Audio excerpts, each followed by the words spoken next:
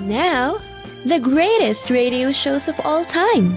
Suspense. The Shadow Node. Washington calling David Harding, counter-spy. Classic radio theater. The Great Gildersleeve. Fibber McGee and Molly. Dragnet. Gunsmoke. The Lone Ranger.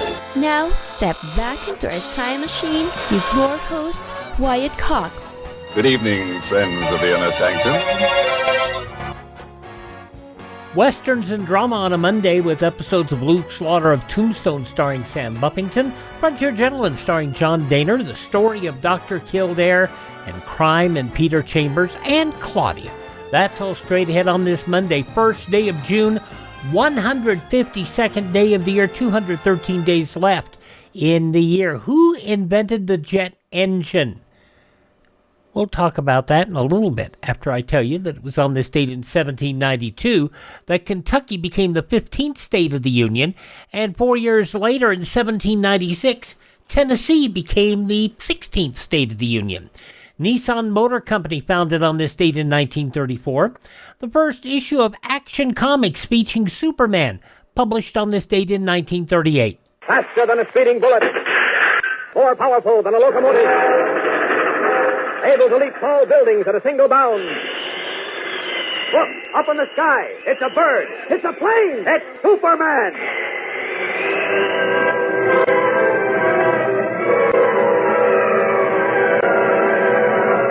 The adventures of Superman.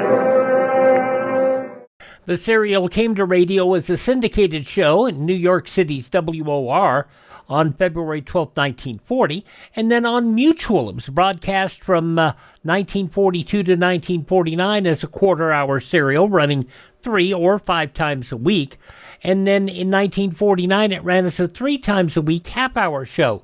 The series shifted to ABC Saturday evenings in 1949, and then went back to afternoons in 1950, continuing on ABC until 1951. In all, 2,088 original episodes of The Adventures of Superman aired on American radio, all starring the man who would later be known as the host on To Tell the Truth, Bud Collyer.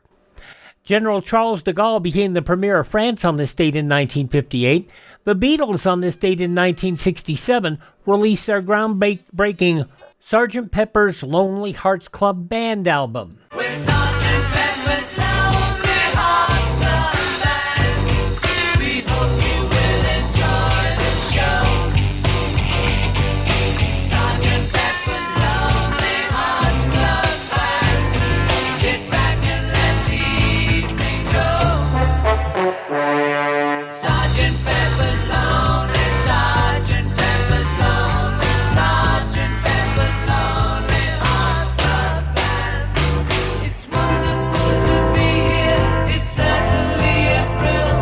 You're such a lovely audience, we'd like to take you home with us, we'd love to take you home.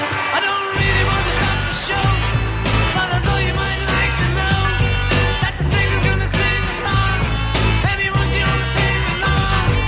So let me introduce to you the one and only Billy Shears, Sgt. Pepper's Lonely Hearts Club Band.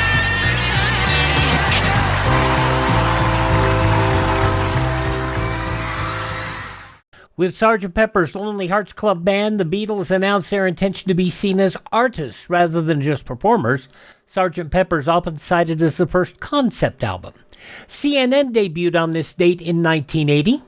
Act upon one's convictions while others wait, to create a positive force in a world where cynics abound, to provide information to people when it wasn't available before, to offer those who want it a choice, for the American people whose thirst for understanding and a better life has made this venture possible, for the cable industry whose pioneering spirit caused this great step forward in communications, and for those employees of Turner Broadcasting whose total commitment to their company has brought us together today, I dedicate the News Channel for America, the cable news network. Ted Turner, who passed away in May of this year, of Lewy body dementia. He was 87. George H.W. Bush and Mikhail Gorbachev signed a treaty on this date in 1990 to end chemical weapon production. In 2004, Oklahoma State prosecutors sentenced Oklahoma City bombing co-conspirator Terry Nichols to 161 consecutive life terms without the possibility of parole. That broke a Guinness World Record. In 2009, General Motors filed for Chapter 11 bankruptcy, the fourth largest U.S. bankruptcy in history. Conan O'Brien debuted on this date in 2009 as host of The Tonight Show. He would step down in January after a dispute with the network. Space Shuttle Endeavour made its final landing on this date in 2011 after 25 flights. And it was in 2022 a Virginia jury ruled in favor of Johnny Depp in his libel lawsuit against ex-wife Amber Heard, vindicating his stance that Heard fabricated claims that she was abused by Heard and awarded him $15 million. But jurors also found in favor of Heard, who said he was defamed by Depp's lawyer when he called her abuse allegations a joke, giving her $2 million. Heard said the anger and hate she faced during the trial was intense. Even somebody who is sure I'm deserving of all this hate and vitriol, even if you think that I'm lying, you still couldn't look me in the eye and tell me that you think on social media there's been a fair representation. You cannot tell me that you think that this has been fair. I'm not a fan of Amber Heard. Nope. Not a tremendous fan of Johnny Depp either. But deaths on this date include 15th President of the United States, James Buchanan, Lizzie Borden, also Helen Keller, David Ruffin of The Temptations, drummer Tito Puente, the creator of Dennis the Menace, Hank Ketchum, and Ann B. Davis of the Brady Bunch. Birthdays on this date include the fantastic Nelson Riddle.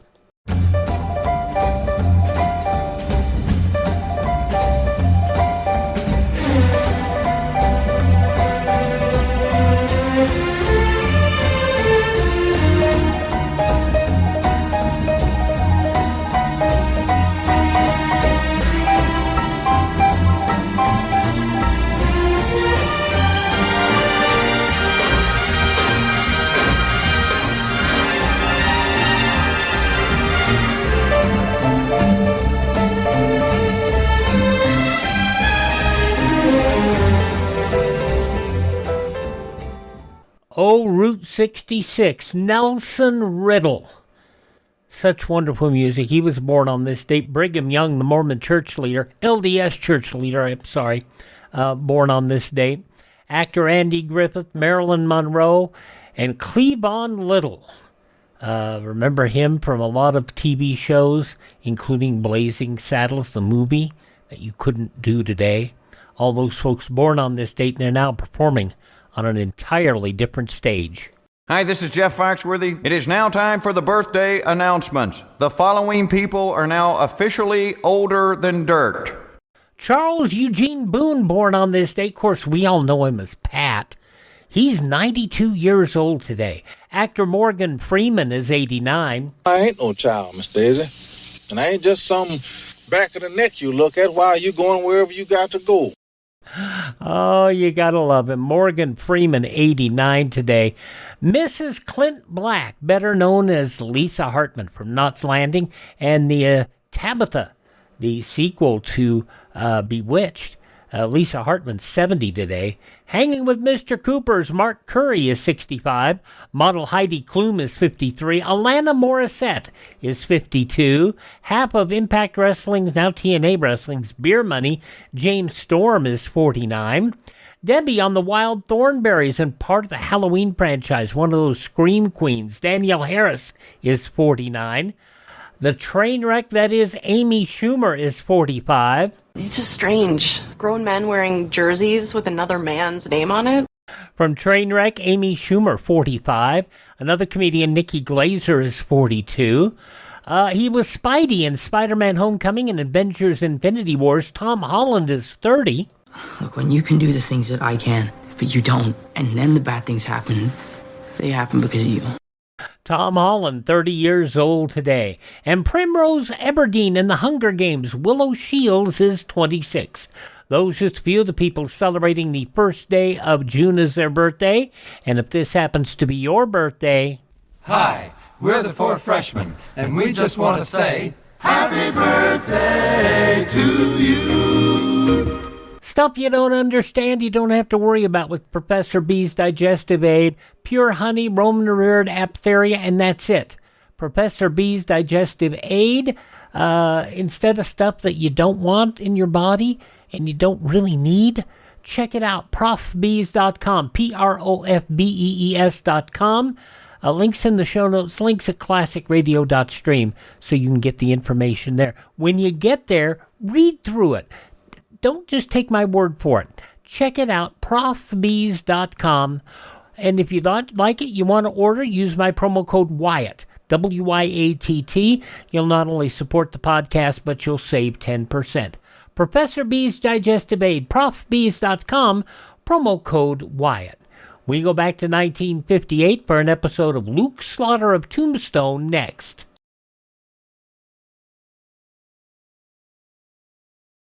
Seven Up is all action. No matter what the time or place, let's keep up with that happy pace. Get real action, 7 Up your thirst away.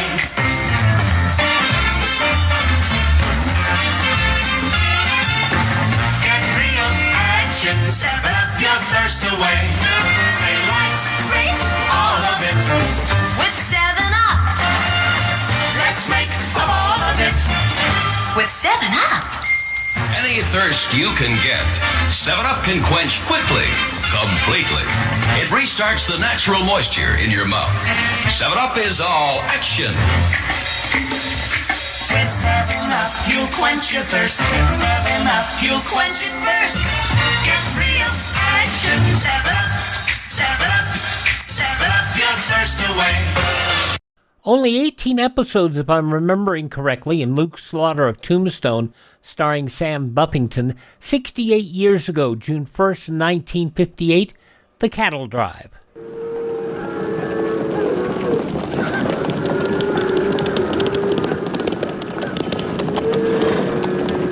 Slaughter's my name. Luke Slaughter. Cattle's my business. It's a tough business. It's big business. I've got a big stake in it. There's no man west of the Rio Grande big enough to take it from me.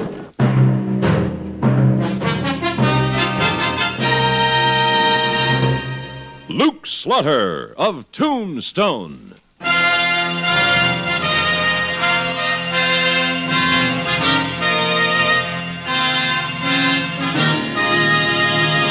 Luke Slaughter of Tombstone, Civil War cavalryman turned Arizona cattleman. Across the territory, from Yuma to Fort Defiance, from Flagstaff to the Huachucas, and below the border through Chihuahua and Sonora, his name was respected, or feared, depending on which side of the law you were on. Man of vision, man of legend, Luke Slaughter of Tombstone.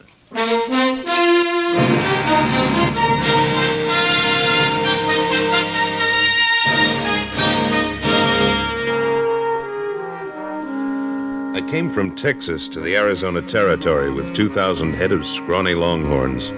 But the good grass in the valley of the San Pedro fattened them up like butter. And when I got a contract to deliver 1,000 head to the Indian Agency at San Carlos, I signed with a clear conscience. When you sell beef to the government, they want good beef. They always seem to want it yesterday.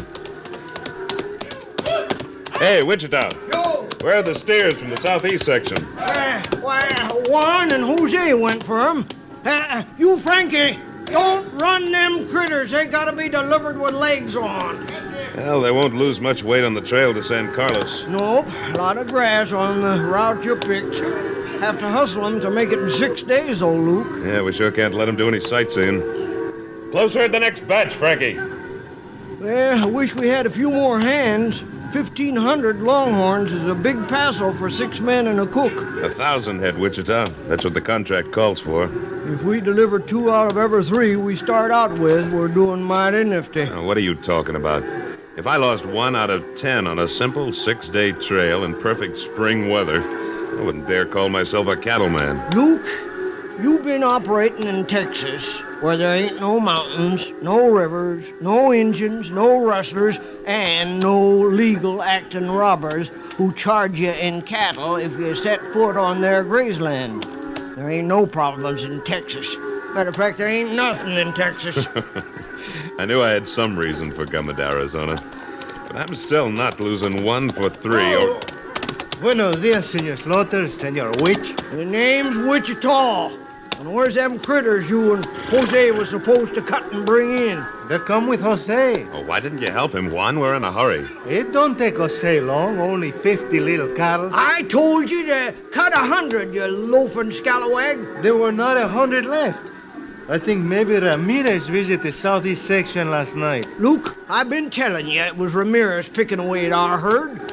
This time he's really hit us, and if you're asking me, you'd better get out a posse and go after him. Well, there isn't time, Wichita.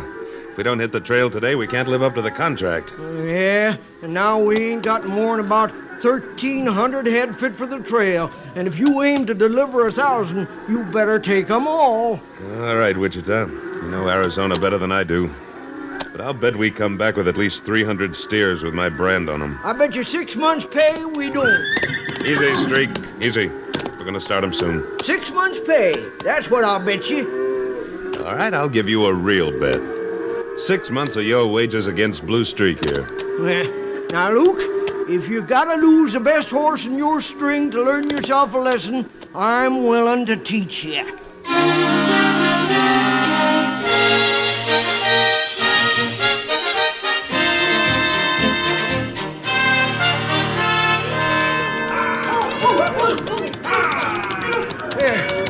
So far, so good, Luke. Right, Wichita. We'll make a good 20 miles again today.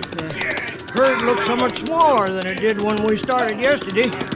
Anything happen while you was riding night watch? Nothing much, except now I know Ramirez is in the neighborhood. Why didn't you waken the boys and go after him? Well, they need their sleep if we're to deliver these cactus boomers on schedule. But you can't let that thieving Mexican keep cutting in on your herd like this. Right now I have to, Wichita. Well, if you was to ask me... I didn't. Now let's keep these critters moving. Yeah, get along there.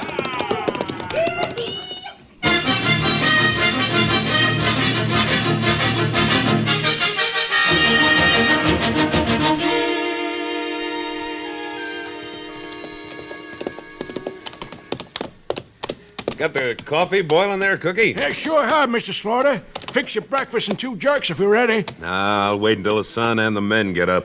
But you've been riding watch since midnight for 3 nights. Yeah, I'm a little tired at that. You know, this is a good night horse, but he's no Blue Streak. With Streak, I can catch a few winks in the saddle and leave the watching up to him. Oh, you shouldn't have betted him against Wichita's pay. We ain't going to get back home with no 300 head. We'll see. Yeah, this pony's learning. We got visitors out there. Well, wait while I grab me a Mustang and a gun, Mr. Slaughter. I'll let you know if I need any help. Let's go, boy.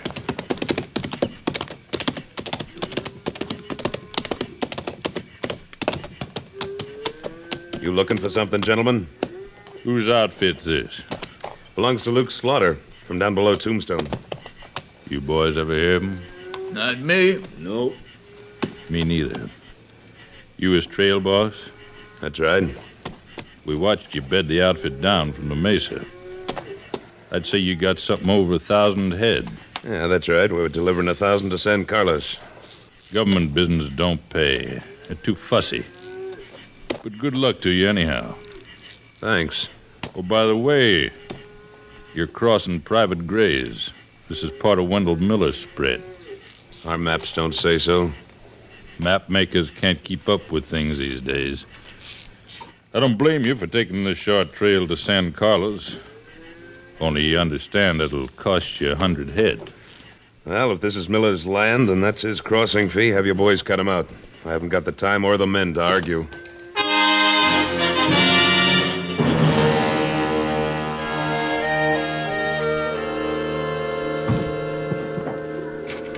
Lash those logs tight, boys.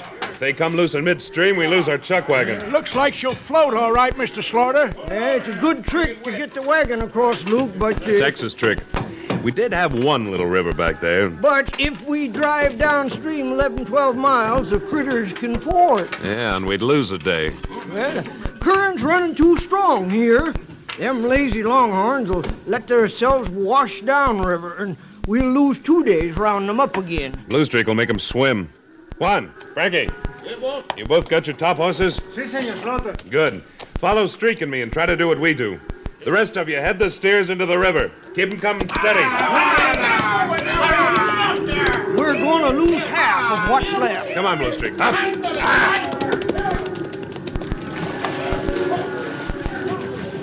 Cookie, once that stubborn Luke gets something into his head... Hey, look at that gray horse swim at them steers. Why, he's a-hazing them like he was on dry land. And he's learning the other horses how to do it. Wichita, they got them brainless longhorns swimming across in a straight line. Maybe they do know a thing or two in Texas.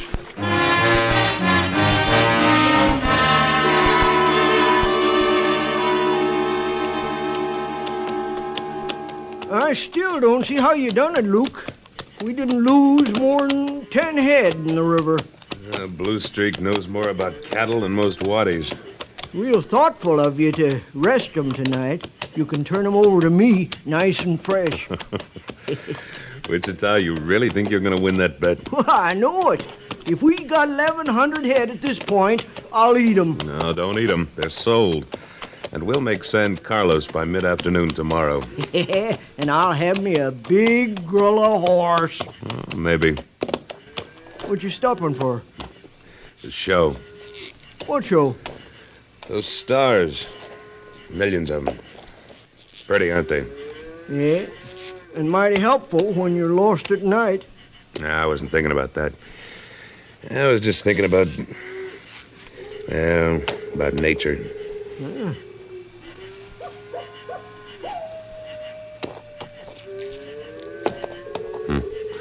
For instance, that old owl and that coyote might even be talking to each other. Yeah, and they might be talking Apache language. You think so? Sure do. And we're going to lose another parcel of cattle if we don't ride out there and stop them. And get scalped in the middle of the night. We'll collect from them on the way back, in daylight.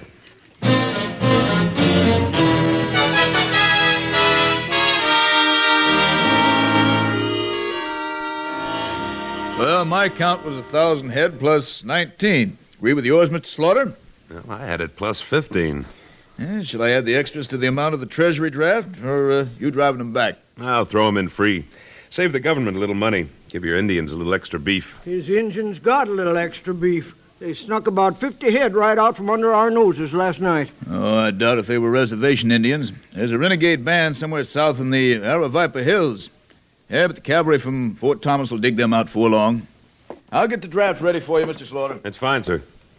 Well, Luke, you done a better job than I thought you would, that. I'll let you ride Blue Streak part way home. I'll ride him all the way, Wichita. We may be starting home without a herd, but our bet pays off on how many we're driving when we get there.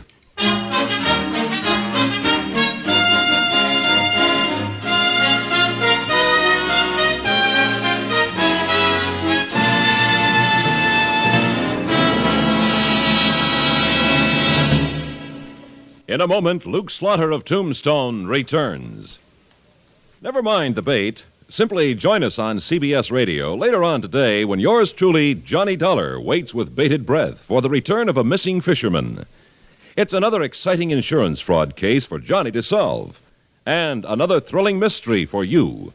Join us on most of these same stations today as the plot thickens for CBS Radio's Johnny Dollar.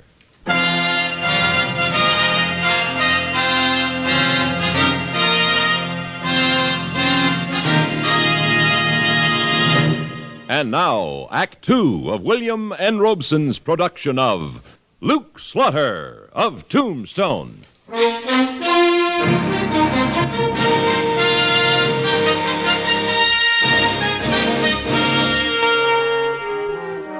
We'd made our drive to San Carlos in 6 days. The men expected to get home in 3, but I had some unfinished business to take care of. Look down in the basin there, boys. About 50 longhorns and 6 Apache herdsmen. Uh-huh. Bound to be our critters. The 4 of us gonna tackle the 6 of them? Well, if we did, we'd have at least 20 more braves pouring down from those wickiups on the far side. Give me your guns, Wichita. Thanks. Now, Juan and I are going to circle behind the camp to draw those Apaches away from the cattle. When we do, you and Frankie hightail it in and drive them east as fast as they'll go. Well, now, we come a fur piece to pick up 50 measly longhorns, but east? We're Tombstone, southwest of here. Sure. But like you say, we've come a fur piece. And when I get those steers back, I aim to keep them.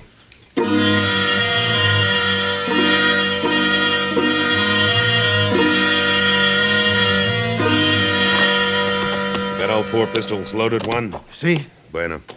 Just circle and keep firing. And when the Apaches come after us, well, we've got better horses. Let's go.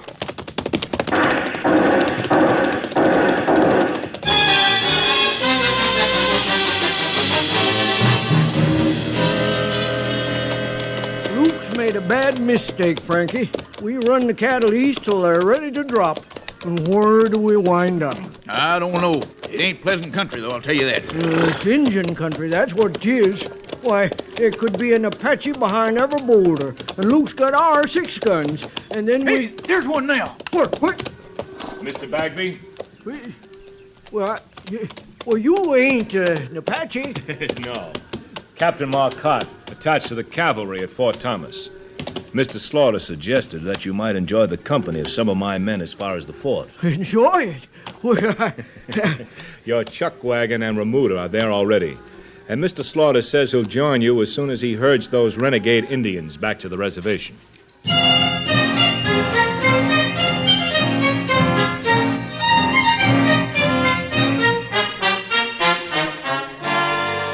The next order of business was the cattle baron, Wendell Miller, whose men had charged me a crossing fee of 100 head. He wasn't the kind you call out the United States Cavalry for. I went to his spread alone, under the name of Link Slater. I told him I wanted to get started in the cattle business. I flattered him until he was treating me like a long-lost nephew. Now, there's the head I have in mind for you, Link. An even 100 head, prime longhorns. Well, I don't know that I'm much of a judge yet, but, well, they look fine to me. My foreman picked them up. The drover was going through last week, a little short of cash, I guess, and got them for $10 a head. You get them for what I paid for them. You've got a bill of sale, I suppose.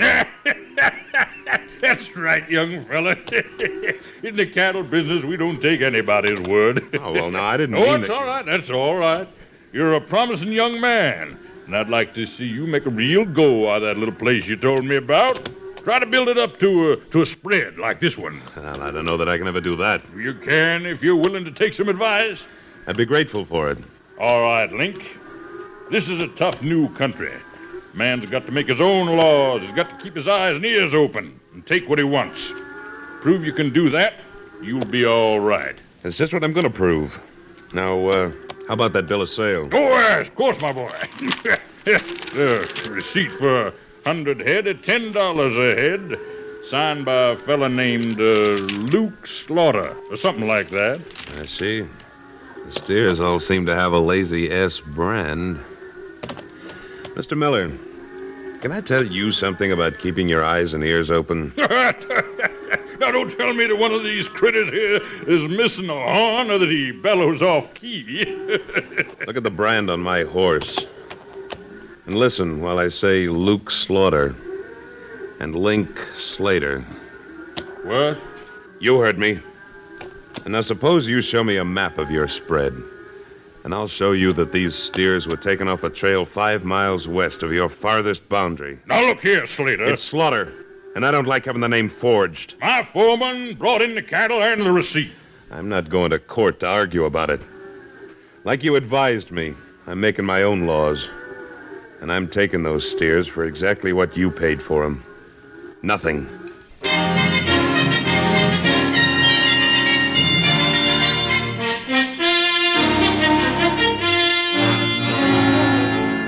finally, there was the business that started long before the drive. The business of Ramirez. Well, Luke, last camp before we hit the home range again. Maybe. How do you mean maybe, Senor Slaughter? We drive it easy tomorrow with so few cattle. My golly, Luke, if you could have picked up 150 more of our own brand summers, you would have won our bet. Yeah, bet or no bet. Everybody's worked hard, and tomorrow we ought to have some fun. Who wants to go hunting? Oh, for that. Luke, you just want to put off handing Blue Streak over to me. I ain't a-going. Me and Jose, we were the best hunters in all Sonora.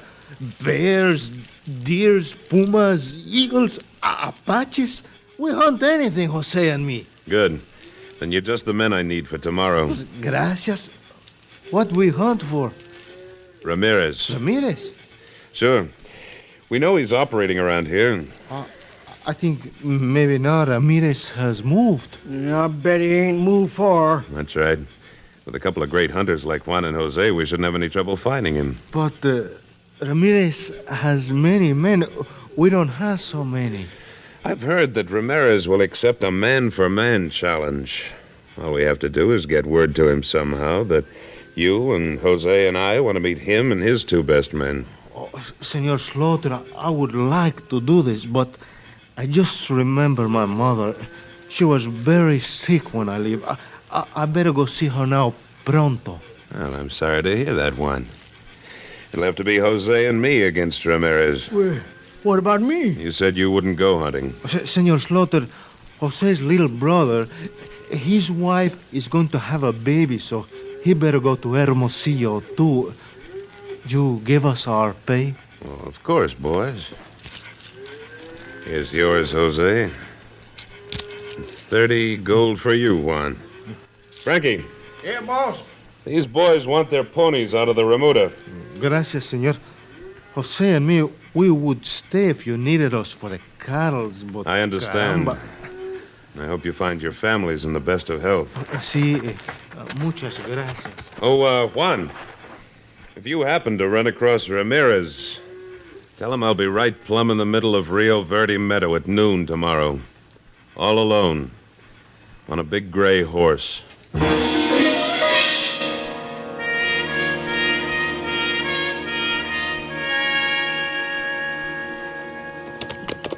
I can't bear to watch it happen to you, Luke. And go on back and wait with the herd and the chuck wagon. Maybe Ramirez didn't get your message. Don't worry about that. He got it. Juan saw to that. Whoa. Oh. Well, Wichita, you can either go back or wait here on the rim. I'm riding into that basin alone.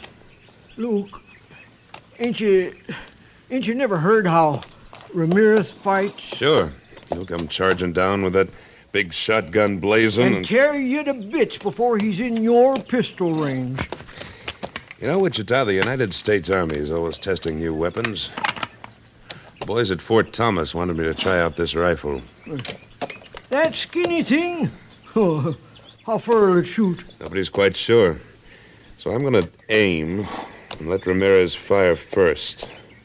If this rifle's no good, well, I guess you'll have to take the herd in yourself.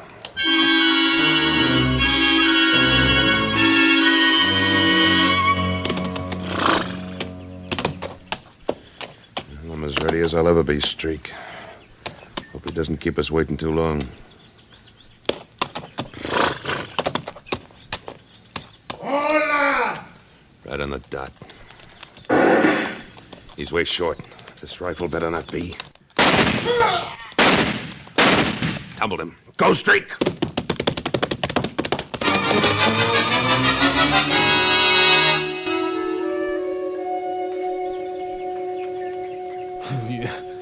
Your first shot, she break my hand, senor. Your next shot, she break my arm. Your next shot, she miss. I guess I haven't got the hang of this rifle yet. Your pistol, she's still loaded, no? If I let you go, would you take your men across the border and stay there? I guess so. She's pretty nice in Sonora. All right. But if I ever hear of you setting foot on United States soil again, I'm coming after you, and you'll never go back alive. A man does not seize a branding iron twice by the hot end, senor. And there's one more thing, Ramirez. A matter of several hundred cattle with the Lazy S brand. I aim to have them back before you leave.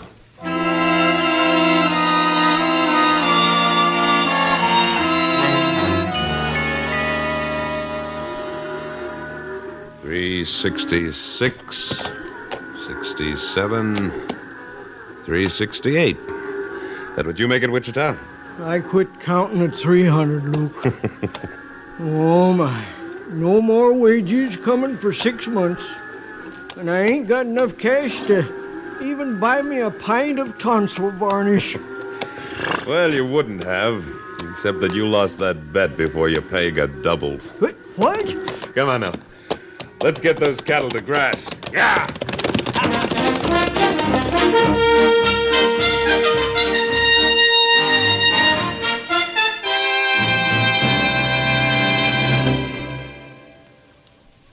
Luke Slaughter of Tombstone, starring Sam Buffington, was written by Fran Van Hartisveld and directed by William N. Robeson.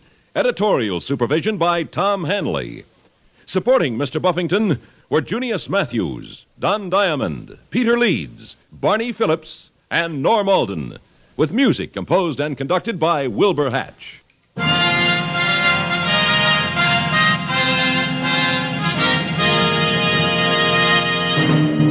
Next week at this time, we return with... Slaughter's the name. Luke Slaughter. When we meet up again, you can call me that. Luke Slaughter.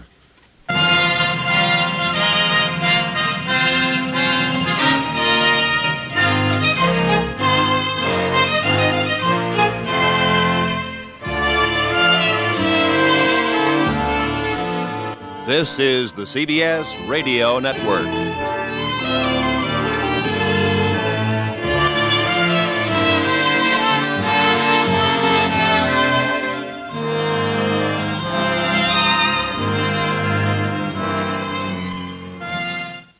"68 years ago, June 1st, 1958, Luke Slaughter of Tombstone.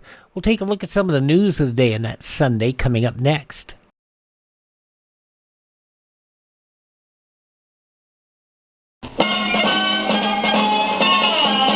When it's time to take time out for some refreshment, choose the coolest drink that's ever come to town.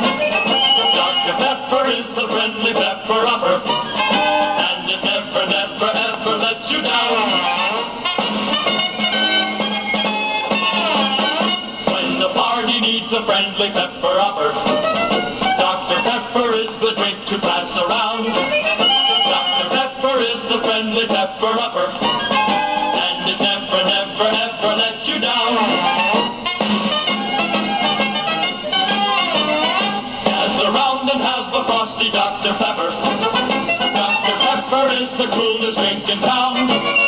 Dr. Pepper is the friendly pepper upper, and it never, never, ever lets you down. Frosty, man, frosty. Now we'll look at some of the news stories from this Sunday, 68 years ago, June 1st, 1958. From Chalfont, Pennsylvania, the 362 guests at a Negro teenage sorority picnic plagued by random fights with whites on Memorial Day. Then, without warning, the trouble exploded into rioting. Before it ended, an hour or so later, about 500 people, mostly teenagers, had been embroiled. Hollywood crowds that jammed Forest Amusement Park streaked for cover. Many women fainted, and children were terrified. U.S. officials watched Saturday with a mixture of hope and fear the relentless return of General Charles de Gaulle towards supreme authority in France. The fear is that while the de Gaulle regime may resolve the immediate crisis in France, it may lead to a new crisis between France and other countries in the North Atlantic Alliance. Anti-Americanism rampant in Algiers at the start of the army insurrection May 13th has declined with the evolution of the events in Paris. 2 weeks ago, reporters arriving in Algiers were greeted by a stern French major with the comment, "We don't like Americans here. You better watch your step." Only a month ago, an American correspondent roughed up by toughs who tore up his notebook. Now paratroopers salute French officers, often smile at the U.S. newsmen. Crowds demonstrating wildly every day in the city smilingly make room for Americans to pass. In other news of the day, Senator Styles Bridges, the Republican of New Hampshire, predicted Saturday that Congress will approve a compromise defense reorganization bill in a form acceptable to President Eisenhower. Bridges, who heads the Senate Republican Policy Committee and is Senate GOP member of the Armed Services Committee, said in an interview he expects compromises will be offered to the Senate bill to some of the provisions Eisenhower has criticized in the House bill. At least 12 rebels reportedly killed by small arms fire Saturday in the third day of fighting in Tripoli between the insurgents and the Lebanese army. Reports say at least 20 rebels killed in the 3-day period in the northern Lebanese port city, where the revolt against pro-Western President Camille Chamoun began May 8th. There have been no reports of army casualties. Senator Lyndon Johnson said Saturday night the Eisenhower administration has trafficked in expedience by supporting dictators while world freedom is at stake. Johnson, the Senate Democrat leader, called in an address prepared for the University of Houston commencement for a great national rebuilding of American spirit and prestige to restore U.S. leadership among the Western nations. The husband of a suburban Birmingham, Alabama housewife said today the horrible mistake of her arrest on charges of holding up 2 savings and loan associations has unnerved her. The magnitude of the thing is finally beginning to bear down on her, according to Charles H. Anderson, Jr., of his 28-year-old wife, Catherine, mother of 2 children, who's expecting a third. Mrs. Anderson has been accused of holding up Savings and Loan Association in suburban Homewood May 22nd and February 28th. The robberies netted nearly $3,000. The tall housewife, arrested by FBI agents at her new ranch-style home in the suburb of Kahaha Heights, a few miles from the firms, held up, which are only a few doors apart. She will face a hearing June 11th, released on $10,000 bond. Marcus C. Daddy Fagg, prominent in Florida welfare circles for more than 40 years, died at his home there, 78. Fagg had been suffering a heart ailment for some time, came to Florida in 1910, and helped the state's Children's Home Society until his 1951 retirement. Some youngsters in love and modest circumstances choose an early marriage. Others, a college education. Charles and Patricia Fry chose both. Married 4.5 years ago at Nashville, Tennessee, when he was a 16-year-old high school senior and she was 17. They graduate from St. Louis University, both with high scholastic ratings. Charles had a full 4-year scholarship, but otherwise they paid their own way, except for her tuition in the first semester, by working side by side. Those some of the day's top news stories as reported in the newspapers of Sunday, June 1st, 1958. Up next, John Dehner, starring as J.B. Kendall, the Frontier Gentleman.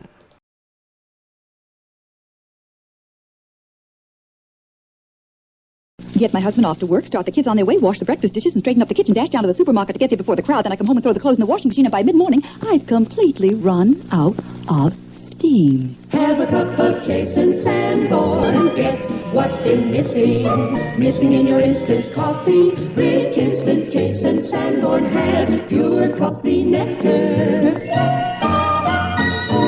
Wonderful what a cup of instant Jason Sanborn does for you. Gives you the extra flavor, extra aroma, extra richness of pure coffee nectar. The rich coffee essences from finest Colombian beans. And you'll enjoy regular Jason Sanborn, too, with nectar-rich Colombian beans. Jason Sanborn, fine coffee for 100 years. So when you feel like this, Completely out of steam. have a cup of Jason Sanborn. Wonderful what a cup of Jason Sanborn does for. And we wrap up our look at Sunday, June 1st, 1958, 68 years ago, with John Dehner as the Frontier Gentleman. One of the prettiest women I've met in the West was very nearly the cause of violence and carnage. And to this day, I don't think she knows why.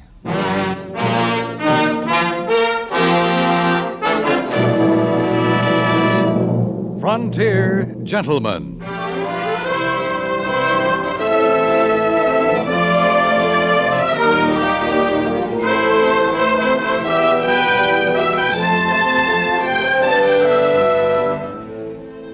Herewith, an Englishman's account of life and death in the West. As a reporter for the London Times, he writes his colorful and unusual stories. But as a man with a gun, he lives and becomes a part of the violent years in the new territories. Now starring John Dehner, this is the story of J.B. Kendall, Frontier Gentleman.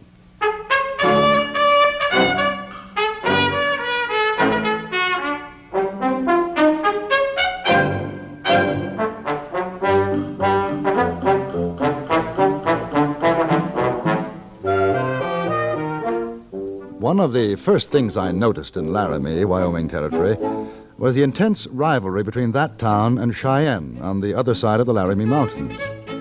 One read the bitter attacks and counterattacks in the opposition newspapers. One heard it on the streets. At the time I arrived in Laramie, gold had been discovered in the mountains to the south, and there was great rejoicing in this fact, which threatened to eclipse Cheyenne's claim of superiority.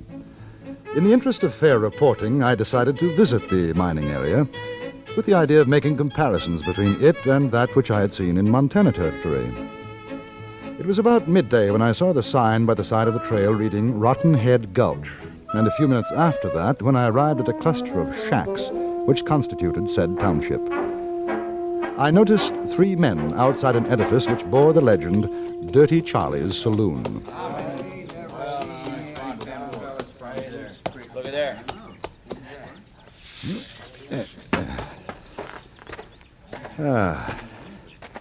Good afternoon. Howdy. Saloon's closed. Oh? Yeah, voting day. Oh, I see. You voted yet? Well, no. Buck, get out the voting paper.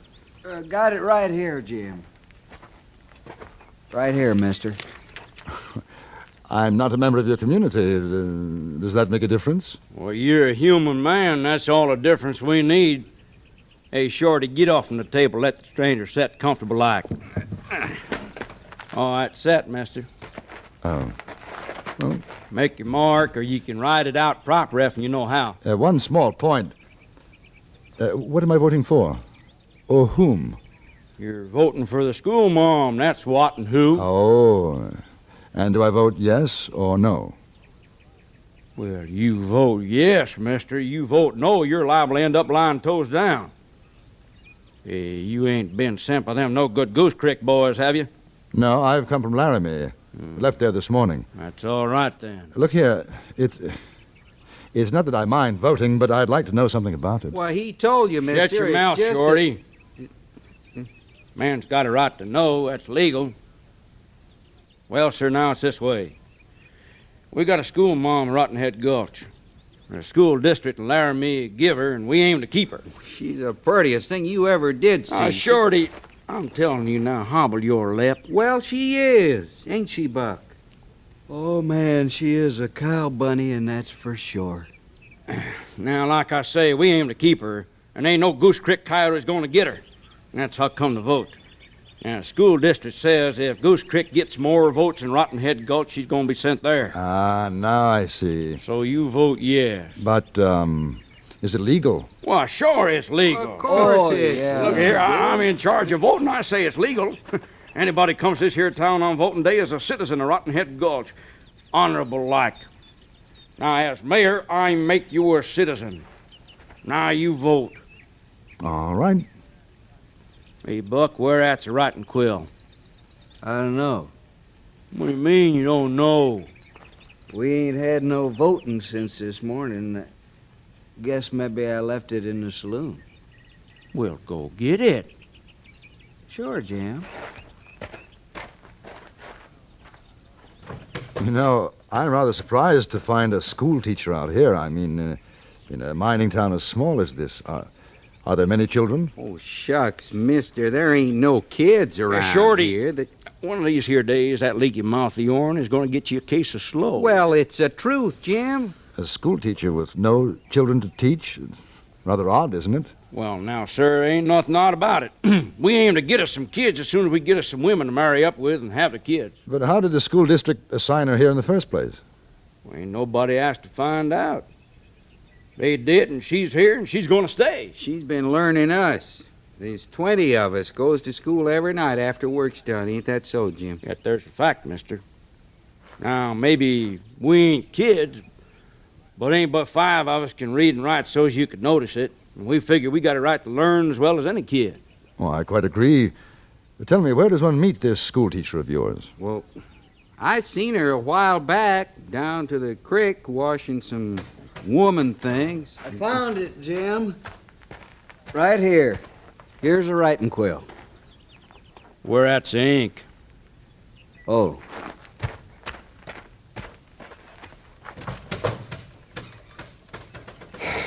You know something? I want to tell you, that there Buck, well, schooling ain't going to do him no good. You know, he ain't got enough brains to start with. How many votes will you need to keep her here? Well, more'n Goose Creek, that's for sure. You see, we got 20 votes in Rotten Head Gulch. Goose Creek's got maybe 30. So we just got to vote more than they do, so when the votes is counted, then we'll win.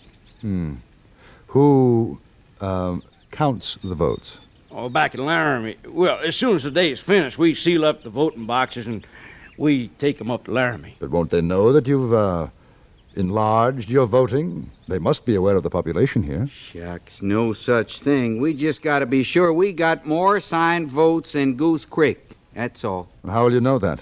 Well, right now it is kind of a problem. I got the ink, Jim. Right here. The ink. There you go, mister. Good afternoon, boys. Well, now, good afternoon, Miss Jones. Howdy there. I've met this gentleman.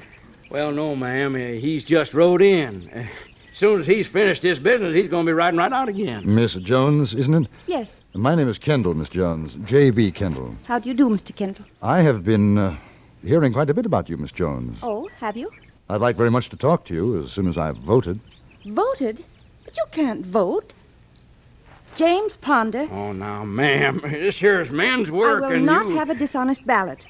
I told you that before. Oh, it ain't really dishonest, Miss Jones. Jim made this fella an honorable citizen of Rotten Head Gulch, didn't you, Jim? I'm very sorry, Mr. Kendall, but you cannot vote. Oh, ma'am, you just don't understand these here political things. I understand that you're trying to stuff the ballot box, and I will not have it. Has everybody in town voted? Oh, yes, ma'am. We sure have. Then in my presence, I want you to seal the box. Oh, Miss Jones, oh, look, we can't do that. Look here, now, it ain't legal. Yeah, not till sundown. It just ain't legal. That's what it says right here in these here instructions from the school district in Laramie. Now, it just ain't legal. Not till sundown. If everybody's voted, it's legal. Seal the box. Yes, ma'am. That just don't seem right. Some of the other fellas didn't get to vote. Shorty, can you help me seal up this here now thing?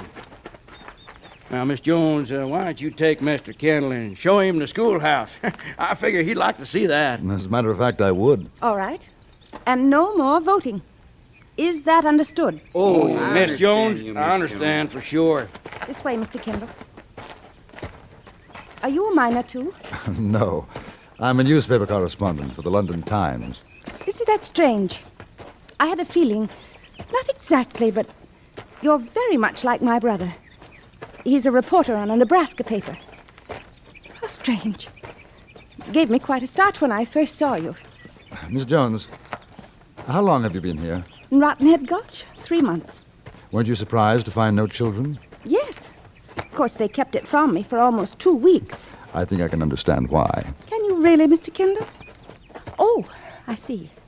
You mean because they wanted to learn themselves? Yes, you're right. And that's why you decided to stay? Yes. suppose you think it curious that a woman devote her time to teaching 20 grown men. Not curious. Unusual, perhaps. This is the schoolhouse, Mr. Kendall. The men built it. They built the desks, benches, everything. Would you like to come inside? Very much. They even built a wooden floor, Mr. Kendall. Wooden floors are quite rare in these mining towns.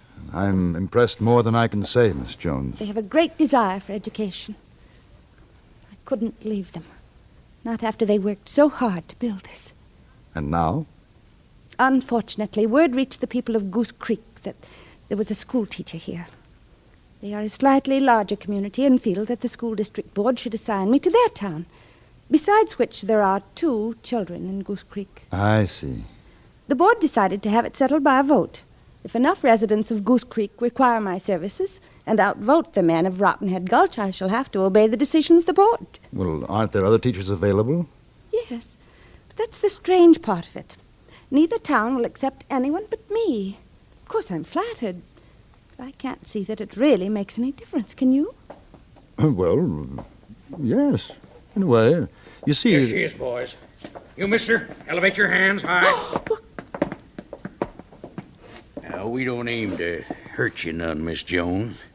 You just come along with us and everything will be right fine. Mr. Kendall? Now, look here. Take care of him, Wes. Well, I'll do that, Pa.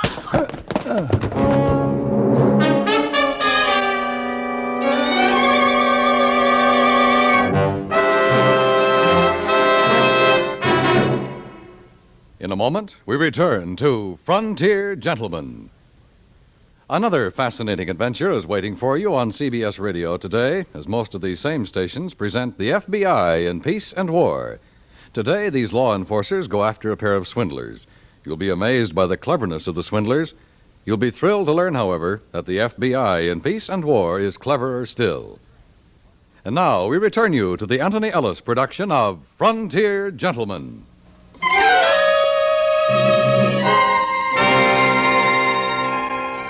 I seem to remember a great roaring in my ears, which, as I awoke, turned out to be the voice of James Ponder. He was kneeling over me, and seeing my eyes open, redoubled his efforts to pour a great dollop of foul-tasting whiskey down my throat. Come on, Kendall, it'll clear your head. No, I don't. There you go. I don't need it, no. What happened? Yeah, what? Hey, where is she, Kendall? Help me up. Well, where is she? We heard horses. When we got here, there wasn't nobody except you. Yeah. There were 3 or 4 men, masked. They've taken her. Well, who was he? I don't know, except there was a father and son. The older man called the other Wes. Wes. Jim, that's Wes over to Goose Creek. Yeah, Stomp Peter's son, Wes. I might have knowed it. You reckon they carried her off to beat the vote? That's what they done. What good would it do? Well, I'll tell you what good. They figured they got more votes than we got, and even if we maybe voted more times than them, they got her in Goose Creek. And by the time the school district gets around eyeballing around and maybe a recount, well, it'll be 2, maybe 3 months. And by then there's going to be a new school district board in, and the whole blame thing will have to start up again. Oh, that no-account Stomp Peters, he's about as welcome as a rattler in a dog town. Ah, dally your tongue, Shorty.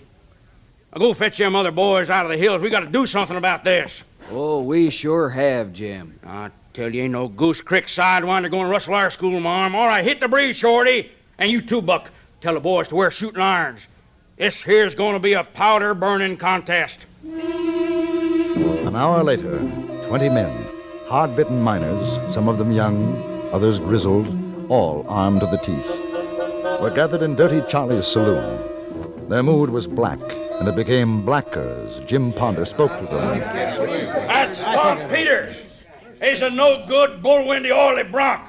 He come here looking for our schoolmarm, and he snatches her clean out of Rottenhead Gulch. Well, he ain't gonna get away with it. Because we're going over to Goose Creek, and we're gonna shoot up that there place like you never seen. And we're gonna get Miss Jones right back where she belongs, yeah? Yeah, where she belongs. And when we get through with Stomp Peters and that dingbat son of his, we're going to use them to trim a tree, yeah? Trim a tree. All right, now get your horses, boys, and rattlehawks out of here.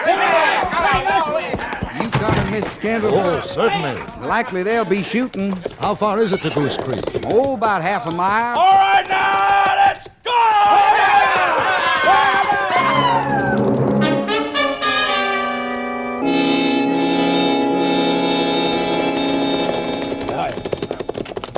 Ho, ho. Hold up, boy. Hold up. Don't you imagine they'll be expecting you? Why, sure they'll be expecting us. It's gonna be a real shoot-up. Wouldn't it have been better to surprise them? What for? They know we'd be coming after them. Supposing she gets hurt. Well, now, you know, I didn't think of that. Hey, you figure maybe. With shooting, there's a chance. Boys, you hear what Kendall here says? Well, we don't want the schoolmarm hurt. So you watch where you're shooting at, you hear? All right, now, we're going to take it real slow. Just around the next turn. All right, yeah. Hey, Kendall, you and me, we're going to keep an eye out for Miss Jones. Either one of us eyeballs her gets out of there fast, you hear? Right. There they are. Hey, looky at that there, Kendall. Right in the middle of the street. Like you say, looks like they've been expecting us. We came upon Goose Creek with abrupt suddenness. The trail rounded a bend and became an elongated clearing, lined on both sides with shacks, perhaps a half dozen more than existed in Rotten Head Gulch. Between the dwellings and in the middle of the street were piled boxes, barrels, and 2 overturned wagons. Behind this barricade, we could see the figures of men and the reflection of sunlight on steel. Up to this point, even with my headache, the affair had been rather difficult to take seriously, but the complexion had radically changed. When we were no more than 20 yards from the defenders, Jim Ponder held up his hand. Ho, ho! Ho, everybody! Yeah! Stop, Peter! What do you want, Ponder? We come to get Miss Jones and take her back to her rightful home. She's in her rightful home, just where she is. And you're a liar. You want to start trouble? We ain't going back without the schoolmarm.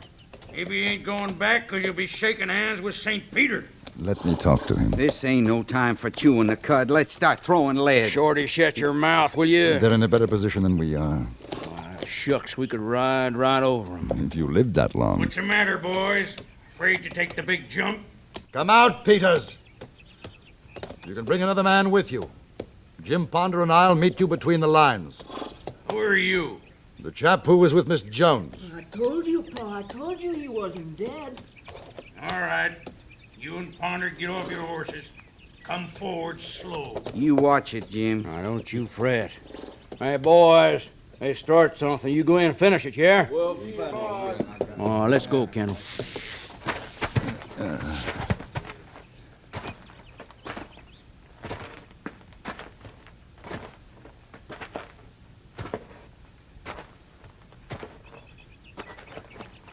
What's your name, mister? Kendall. This here's my boy, Wes. We figured he'd killed you. I told you I didn't, Pa. What do you got to say? Where's Miss Jones? In the schoolhouse we got built for her. Is she all right? Sure, she's all right. Ain't nobody gonna hurt that pretty gal. No, sir. Well, we aim to take her back, Stomp Peters. You're off your mental reservation if you think you can do it, Ponder. You ain't got no right to a schoolma'am nohow. Why, there ain't a kid in that broken-down, flea-bitten town of yours. Well, that don't matter. We aim to get some by and by. School district give her to us. We just outvoted you. She's ours now. You better set your gun a-going, Stomp Peters. That what you want? I'm willing. Draw. Now, wait.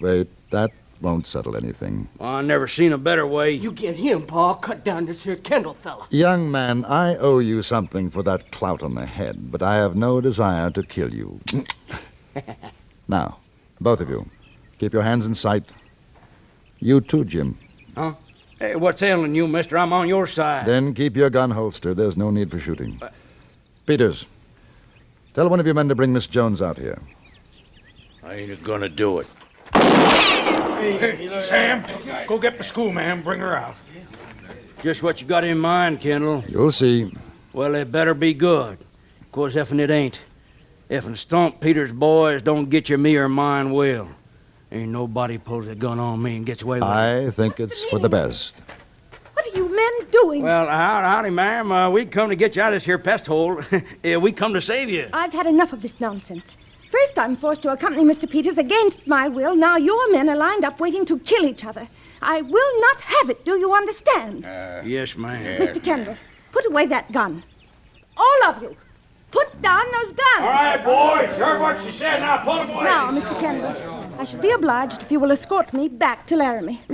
Laramie? You gonna go back to Laramie? Oh, she's going to Laramie. Oh, Miss Jones. It's gone too far. If this is the example you set your children... Miss Jones, could I have a word with you in private? I really don't see that Well, will... I think you will. Gentlemen, if you'll excuse us. Oh, she can't go back to Laramie. You said you could have her. Looks like there ain't nobody gonna have her no more. Dreadful, dreadful grammar. Double, triple negatives. Miss Jones, there may be a solution, if you're willing. I don't see any way. I really don't. If they could share you? Share me? I mean your teaching. The towns are only a half-mile apart. It might be possible. No, Mr. Kendall. My mind's made up. Today is the final straw. Miss Jones, think of the schoolhouse in Rotten Head Gulch. You know, it was rather touching. They've built a schoolhouse for me here in Goose Creek as well. The floor isn't quite as good, but... They need you, Miss Jones. You think so? I do. Look at them. They are like children, aren't they? Very much like children. I think perhaps you're right, Mr. Kendall. But I wonder what the school district board will think. Well, I imagine a joint petition from both towns ought to settle the problem. Yes. Yes, very likely. All right. If the men will agree to your plan. I'm sure they will. All right. I'll stay.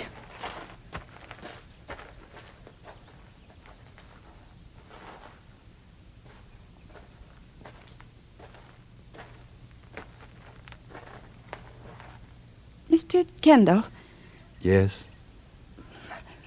while I was being held captive, a rather terrible thought occurred to me. It is the education that I can give them, isn't it? I mean, there are no baser thoughts involved. Perhaps because I am a woman?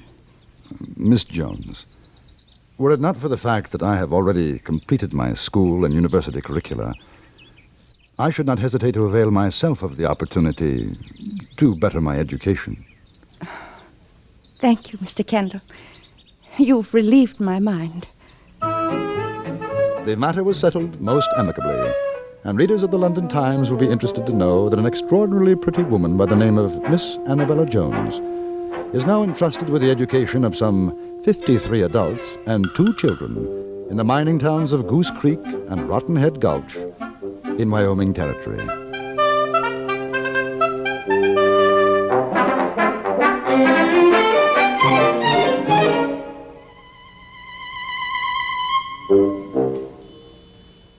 Frontier Gentleman was written, produced, and directed by Anthony Ellis and stars John Dehner as J.B. Kendall. Featured in the cast were Jack Crucian, Virginia Gregg, Vic Perrin, Jack Moyles, Harry Bartell, and Eddie Firestone.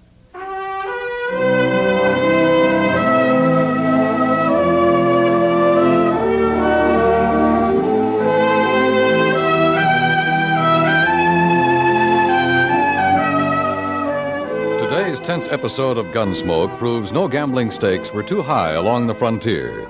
For thrill upon thrill, hear what happens in the pioneer days of Dodge City when a man's life hangs upon the outcome of a horse race. That's on CBS Radio's Gunsmoke later on today. Join us again next week for another report from the Frontier Gentleman. Dan Cubberly speaking.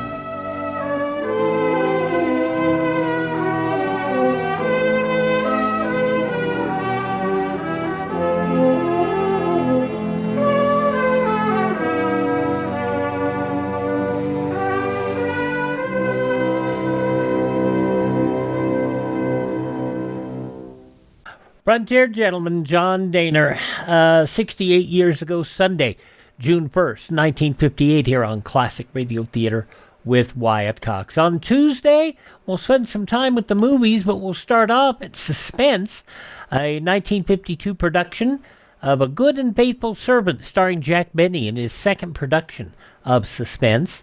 Also, Screen Directors Playhouse, Rosalind Russell, in an adaptation of the 1945 motion picture, which Russell starred in She Wouldn't Say Yes. And we'll go back to a 1927 motion picture, Al Jolson, jazz singer, as it was adapted for the Lux Radio Theater in 1947. On Wednesday, Jack Benny, Willard Waterman as the Great Gildersleeve, Fibber and Molly, and the Old Gold Comedy Theater. On Thursday, Inner Sanctum Mysteries, I Was a Communist for the FBI, Calling All Cars, and Nick Carter, Master Detective. On Friday, Frontier Town, Gunsmoke, Have Gun Will Travel, and Lum and Abner. On Saturday, we will have Jack Benny, Harold Perry Show, and The Great Gildersleeve starring Perry, and the Abbott and Costello Show. On Sunday, we'll have the Screen Directors Playhouse production of The Gunfighter. Gregory Peck reprises his 1950 role, reprises, I guess it is, isn't it? And the Lux Radio Theater, Errol Flynn and Francis Farmer, in an adaptation of the 1934 picture British Agent. A week from today, we'll spend all 2 hours, in 1958 with Frontier Gentleman, Luke Slaughter of Tombstone, yours truly, Johnny Dollar, and an episode of Suspense, Larry Parks, who starred in the Jolson story in an episode entitled The Invisible Ape. That's all coming up the week ahead here on Classic Radio Theater with Wyatt Cox, anytime at classicradio.stream. Up next, the story of Dr. Kildare.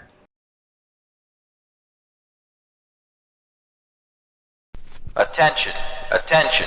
Due to popular demand, 20th Century Fox once again presents MASH, the original hilarious comedy sensation depicting the outrageous antics of our brave battle surgeons who will keep you in stitches. Take her clothes off and bring her to me. Somebody get that dirty old man out of this operating theater. Godless buffoons, all of them. Yes, the original MASH, starring the original cast. Donald Sutherland as Hawkeye, Elliot Gould as Trapper John, Robert Duvall as Major Burns, and Sally Kellerman as Hot Lips. This isn't a hospital! It's an insane asylum! So get ready to roar once more at the original MASH, coming soon to a theater near you. Rated PG. Parental guidance suggested. We continue with Classic Radio Theater with Wyatt Cox by going back to the story of Dr. Kildare, starring the motion picture stars who starred as Dr. Kildare in the motion picture, and Dr. Gillespie, Lou Ayres, and Lionel Barrymore. This is from 76 years ago, June 1st, 1950, in a rather humorous episode of the program. The story of Dr. Kildare. Whatsoever house I enter, there will I go for the benefit of the sick. Whatsoever things I see or hear concerning the life of men, I will keep silence thereon, counting such things to be held as sacred trusts. I will exercise my art solely for the cure. The story of Dr. Kildare, starring Lou Ayres and Lionel Barrymore. Metro-Goldwyn-Mayer brought you those famous motion pictures. Now this exciting, heartwarming series is heard on radio. In just a moment, the story of Dr. Kildare. But first, your announcer.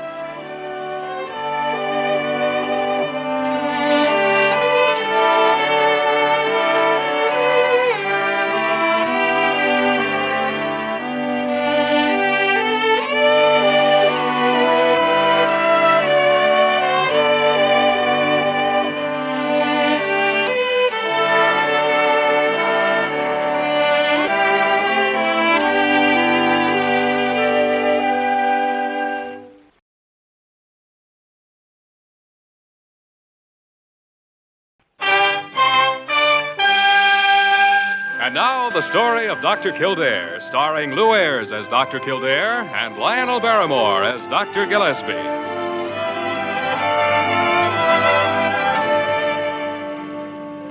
Blair General Hospital, one of the great citadels of American medicine. A clump of gray-white buildings planted deep in the heart of New York, the nerve center of medical progress, where great minds and skilled hands wage man's everlasting battle against death and disease. Blair General Hospital, where life begins, where life ends, where life goes on. Come in. Oh, Dr. Gillespie. Say, did you get a summons up to Dr. Carew's office? I did, just now. Yeah, I did, too. What do you suppose the old goat wants this time? I don't know.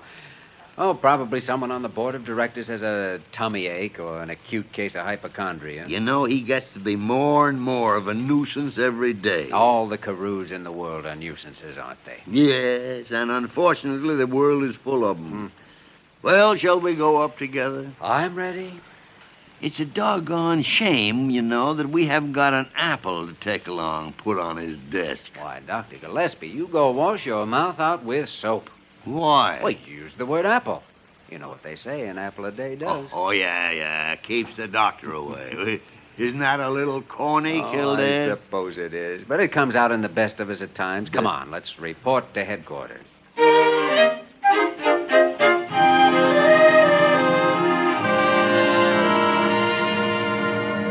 Good morning, teacher.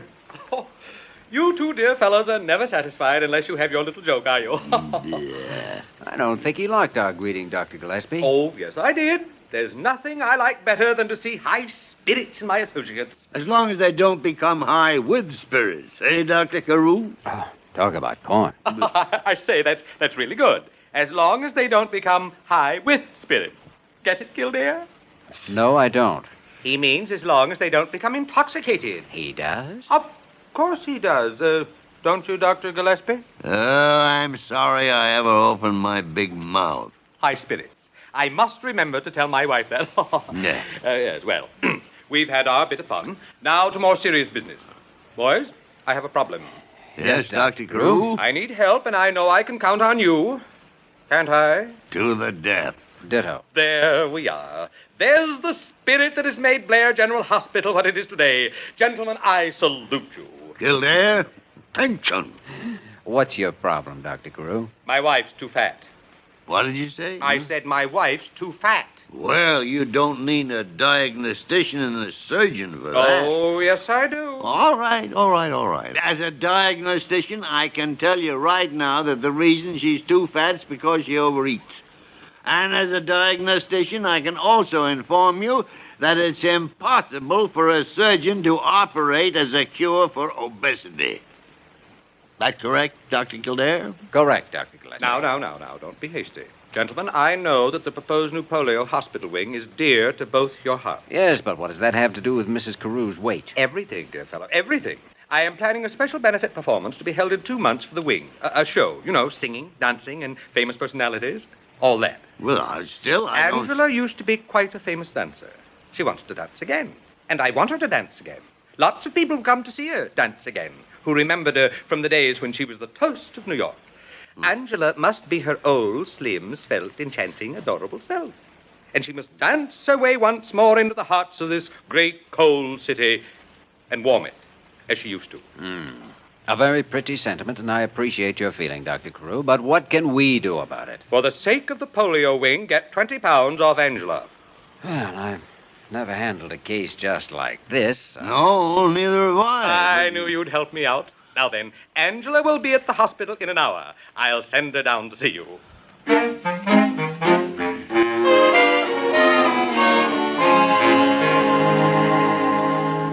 Dear Dr. Kildare and Dr. Gillespie, you sweet old grumpy you.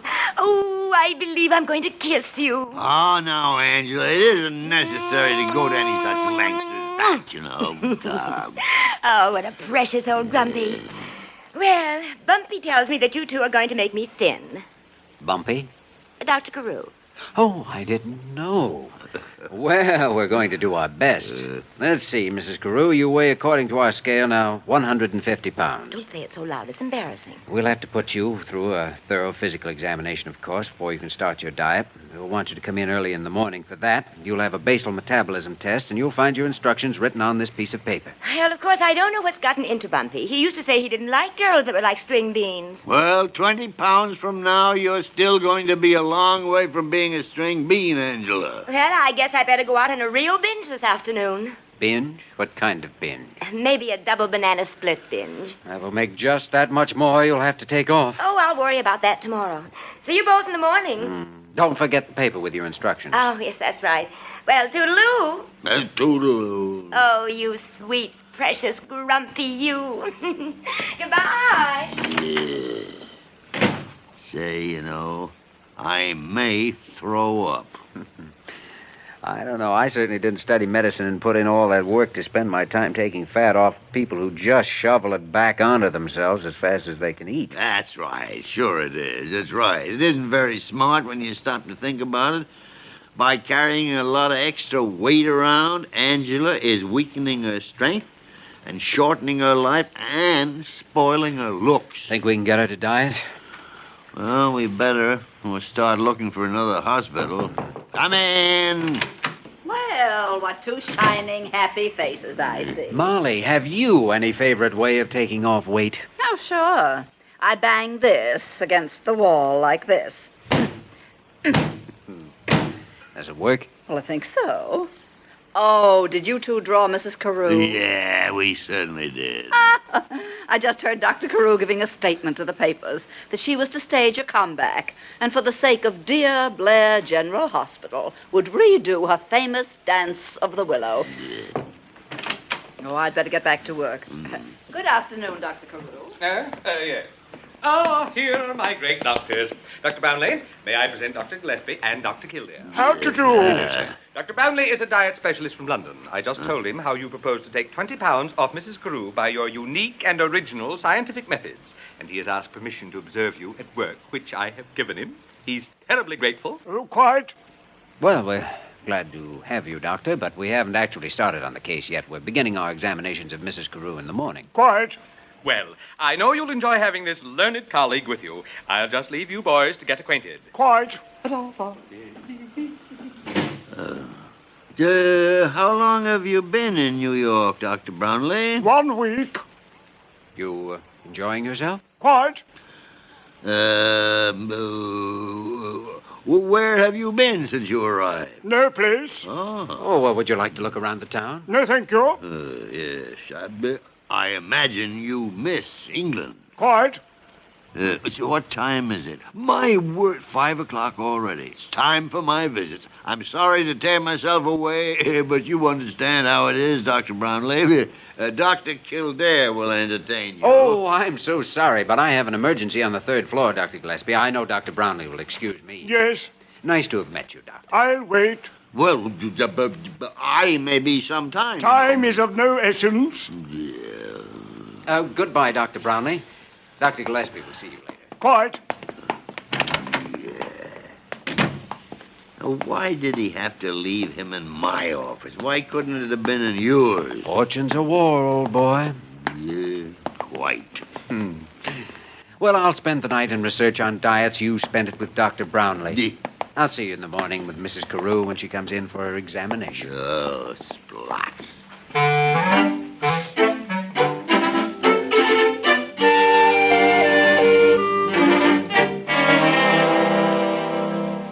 Now, Mrs. Carew, we've conducted a most thorough examination. We find you in excellent physical condition. Correct, Dr. Gillespie? Correct. Quite. Thank you, Dr. Brownlee. Now there's nothing to stop you from going on a diet immediately. Yes, I was afraid there wouldn't be. I have a diet here for you. You will note that for breakfast you may have half a grapefruit, no sugar, 1 piece of dry toast, black coffee. I don't like grapefruit. I hate dry toast, and I loathe black coffee. Courage, Angela, courage. Courage. Yes, courage. Now for lunch you may have a delicious salad of lettuce, mineral oil dressing, or lemon juice. For dinner, coddled eggs, with a plain green vegetable, no corn, peas, lima beans, or potatoes. No, none at all. None. You'll find a different menu there for each day of the week. Now, you mustn't deviate from it. Well, I'll try. Now then, there's also a course of exercise. First, every morning, I want you to bend down and touch your toes. 50 times. 50 times? Yes, very easy, like this. Try harder, Kildare. You can make it now. Attaboy. Bravo! Thank you so much. Well, you get the idea, Angela. Yes, I know what you mean, all right, but I don't know if I can make it. Well, try. Open the window and do your exercises with vigor. Remember the Nordic maidens. Be one of those. Charming girls. Why, Brownie, who'd ever think that you'd notice anything like that? Then, put your hands on your hips and swing as far to the left and as far to the right as you can. Do that 20 times. I'm getting tired just thinking about it. Now, this is Monday. I want you to come in on Thursday and be weighed. And then I'll give you a diet for the next few days and some more exercises. You should notice very rapid results. Yeah, and we'll all cheer you from the sideline. Excelsior and all that sort of thing. Yes, goodbye. I'll see you on Thursday. Toodaloo. Goodbye, Angela. Good luck. Charles.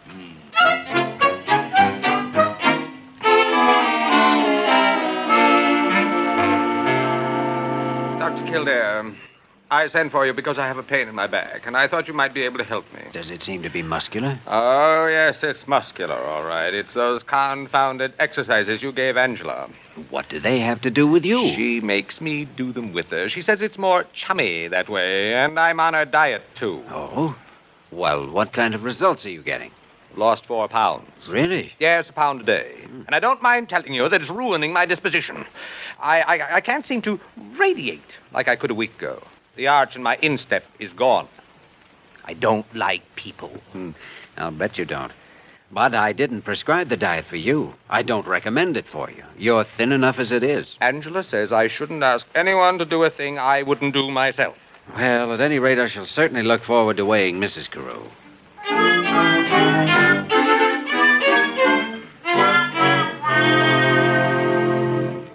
Mrs. Carew. Let me take another look at that scale. Well, it couldn't say 153. That would mean I'd gained 3 pounds. Yes. Well, that's what it says, all right. Did you stay on your diet? I certainly did. I had a horrid old chunk of lettuce with lemon juice on it for lunch. And last night I had boiled codfish and raw tomatoes. And yesterday noon I had a raw vegetable salad and then some black Now, how could you possibly gain 3 pounds when you're... Your diet's no good. It's no good at all. You don't know a thing about diets. Oh, now, that's not true. Well, if you do, why haven't I lost weight? I don't know. But let me tell you something, Mrs. Carew. I'm going to find out.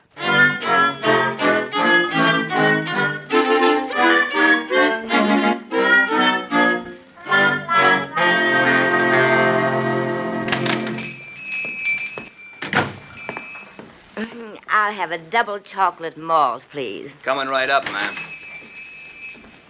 Why, Mrs. Carew, having a cup of black coffee? Kildare, what are you doing here? Oh, just happened to be going in the same direction as you. Have you been following me? I've been following you for 3 days. When you've gone into a restaurant, I've been outside looking in to see what you ordered. And if I couldn't do it myself, I had someone else How follow dare you spy on me? I had to find out. Now, I have the record right here. Yesterday, I had half a head of lettuce with lemon juice for lunch. And that's then right, you did, at Brown's. But at 3:55, you had a double chocolate ice cream soda. Well, I dieted at lunch, didn't I? And this morning at 10 o'clock, you stopped for a hot chocolate. And now Here's you're your having... double malted, lady. If you don't mind, the lady will have black coffee. I'll have the chalk malt. Mrs. Carew, you've been cheating. But I've dieted at meal times. I've never done that before. You can't just diet at mealtimes. You've got to diet all day long. Now, look here. I'm not trying to be mean and spy on you. I have a job to do, and I've got to do it. My job is to get 20 pounds off of you, but I can't do it without your help and cooperation. 23 pounds. That's right. Oh. 23 pounds. Here's your black coffee, lady. Thanks. Oh, there now. You're going to get your coffee all full of tears. You mustn't feel bad just because... Excuse me, Dr. Kildare. I don't care for any coffee. Some people would take candy from a baby. Yes, and some people would give it to one.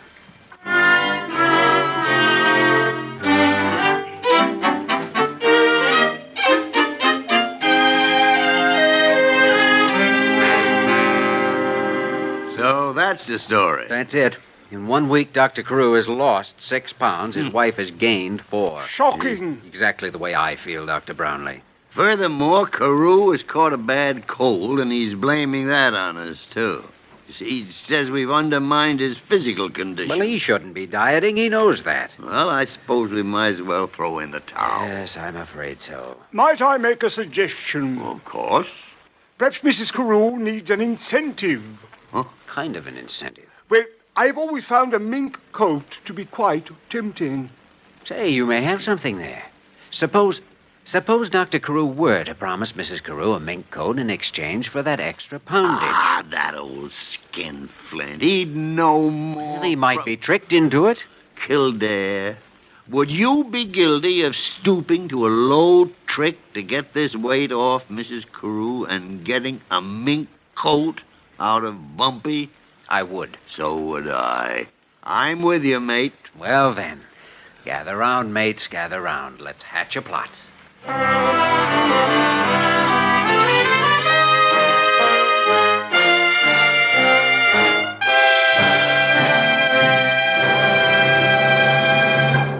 We return to the story of Dr. Kildare in just a moment.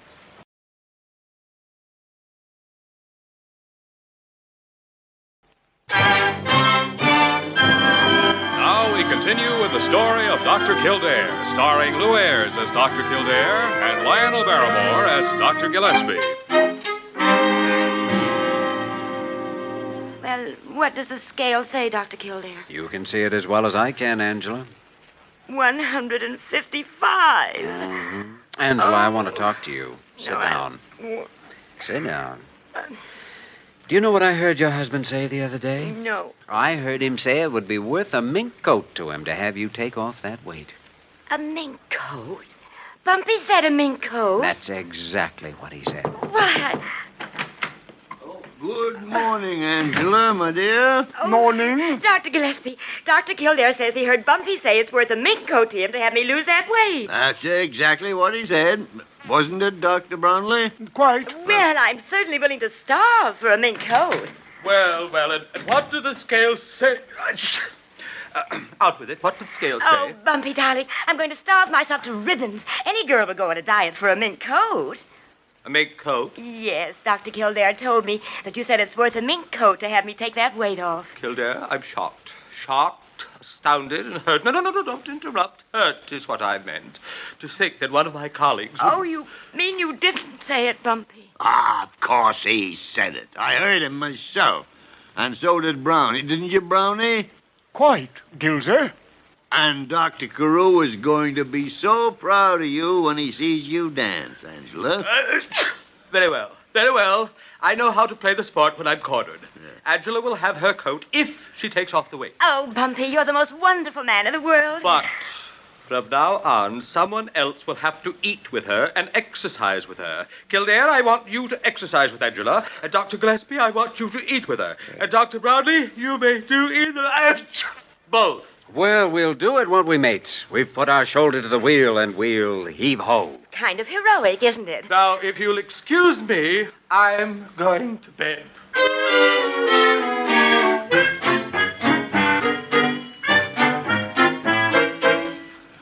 The lady and I will each have one piece of dry toast, one half of grapefruit, and black coffee. And I. Sorry, Brownie, I'm sorry. I forgot you for the moment. Waiter, we who are about to diet salute you. I'm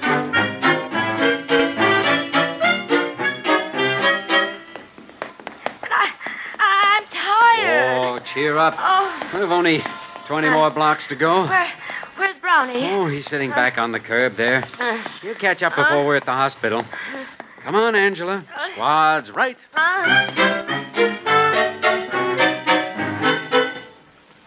3 coddled eggs and 3 raw tomatoes. Yes, sir. Will that be all, sir? Angela? That's all. Brownie? That's all. We have some fresh and very special banana cream pie. Would you mind doing me the extreme favor of dropping dead, old chap? Run for that ball, Angela. You can make it. That's it. My tennis is improving at any rate. So's your form, old girl. So's your form. A stalk of celery, a broiled lamb chop, and plain boiled spinach. All right. Bend down, touch your toes. 1, 2. 1,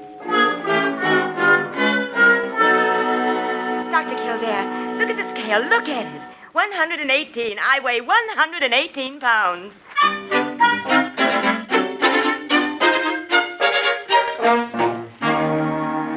Well, how do you like it? Angela, without a doubt, that is the most beautiful mink coat I've ever seen. It's really ripping, old girl. It really is. Cost a fortune.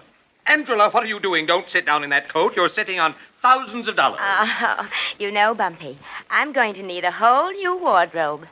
You're going to what? Yes. None of my clothes fit anymore. I've got this dress pinned together with safety pins. Well, just pin the rest of them together with a safety pin. Oh, but Bumpy made me take the weight off, and after all, he wants me to look attractive. All right, Angela, all right. But just a very few simple things. Remember, I'm only the poor, struggling head of a hospital. Oh, I'll remember, Bumpy. And thank you, Dr. Kildare. I'll always be grateful for what you've done for me. Oh, I didn't do anything except perhaps function as your conscience and as your coach. You did it yourself. Now, if you're careful, you'll be able to keep the weight off. And I know you're going to feel a lot better. I'll keep it off. Well, I have to run. I have a rehearsal with the orchestra for my dance, and I want you to know I'm wearing the same costume I wore the night Bumpy asked me to marry him. Angela, that dress is much too low. Oh, you didn't say that then, Bumpy. Well, I wasn't married to you then. All right, darling, I'll fix it. See you all later. Goodbye, Dr. Gillespie, you sweet old grumpy you. Yeah. Toodaloo, Angela. Bye, Bronny. Hip, hip. It really looks kind of wonderful, doesn't she? She does indeed. I'm well pleased indeed. Dr. Brownlee, you'll have a fine report to take back to England on our medical methods in this country, won't you? Quite. Kildare, Gillespie, you both look a little run down to me. You'd better take a tonic. Well, I must away to my office to... Good day, gentlemen. Good day. Bumpy. Say, if you two intend to specialize in diets, I'd like to take off a pound or two. Not on your life. We're finished, Molly. Once around the course is about all any of us could take. No, quite. You know, on the whole, the process was inclined to be rather exhausting. I suggest we all three take a tonic and retire to our beds. Quite. Well, if things get hard up in the hospital, you could always open a charm school. Kildare and Gillespie's glamour school. Thanks, Molly. I'm going to stick to medicine. Ditto. Exclamation mark, don't you know? Yeah, on the whole, it's been a satisfactory operation. Yes, we made a new woman of Angela. We helped the hospital wing, and we made Dr. Carew spend some money. Yes, on the whole, it has been very satisfactory. Quite.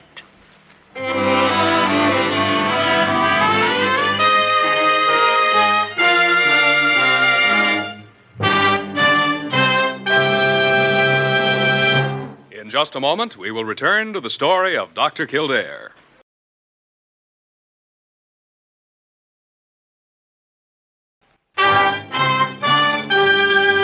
And now, once again, the story of Dr. Kildare, starring Lou Ayres as Dr. Kildare and Lionel Barrymore as Dr. Gillespie.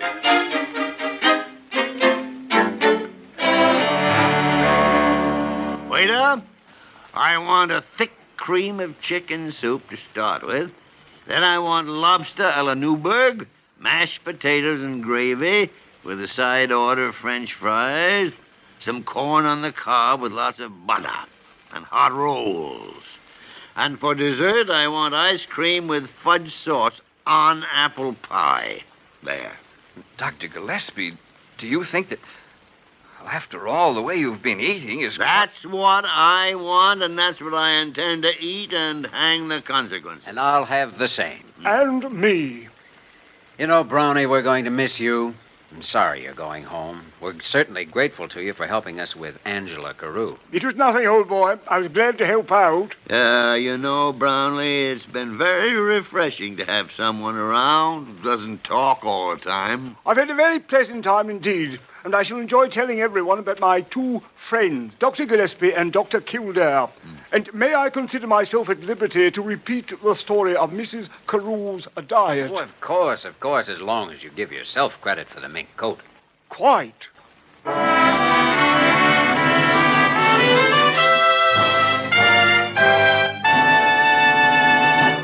You have just heard the story of Dr. Kildare, starring Lou Ayres and Lionel Barrymore. This program was written by Gene Holloway and directed by William P. Russo.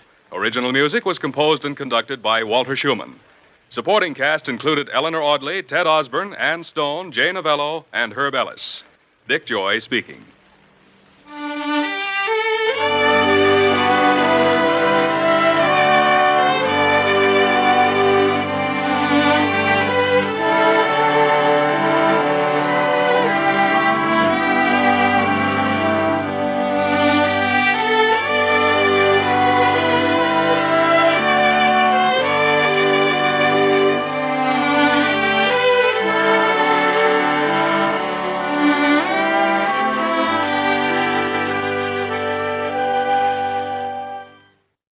Lou Ayres, Lionel Barrymore, The Story of Dr. Kildare on Classic Radio Theater with Wyatt Cox.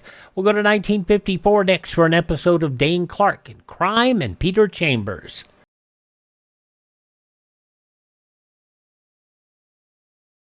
The rainiest kind of weather, the laziest kind of day, and making some hot buttered popcorn to while the time away. This calls for Bud. This calls for Bud. Where there's life, there's Bud. While you're waiting for that popcorn to pop, take a good long look at the Budweiser label. You'll find the key to Budweiser's special satisfaction summed up with 7 proud words. Choicest hops, rice, and best barley malt. Naturally, the king of beers states its ingredients on the label. An easy kind of day, a lazy kind of mood. This calls for Bud. This calls for Bud. Budweiser. Crime and Peter Chambers was a short-run show basically brought on to fill the gap left when Frank Sinatra walked on Rocky Fortune after winning the Academy Award. So let's listen to Crime and Peter Chambers, 72 years ago, June 1st, 1954. Crime and Peter Chambers.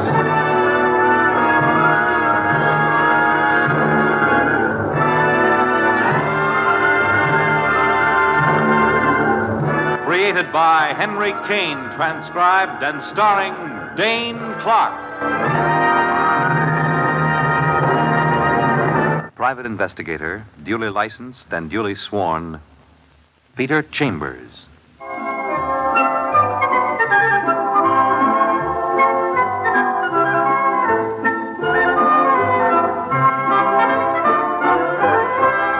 You're a private eye. That's your business. Anything else, that's for laughs. You're strolling along Fifth Avenue on a beautiful spring afternoon, and you stop at the window of Fitch's department store for a peek at the styles.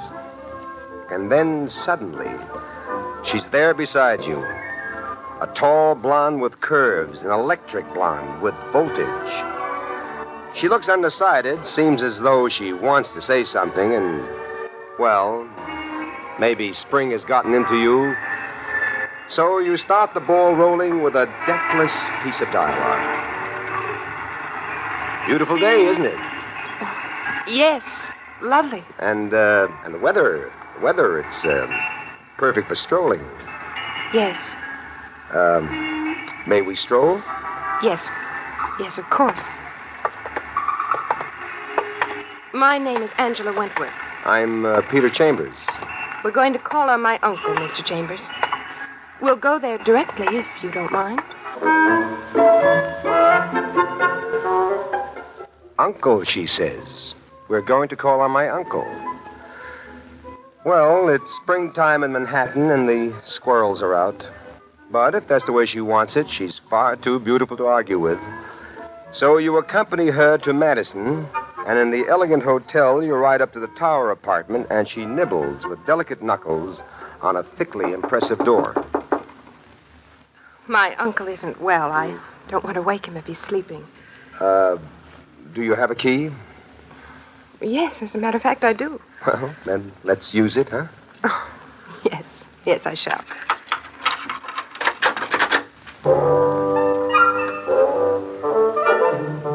Inside, you get a back view of an old guy snoozing by an open window.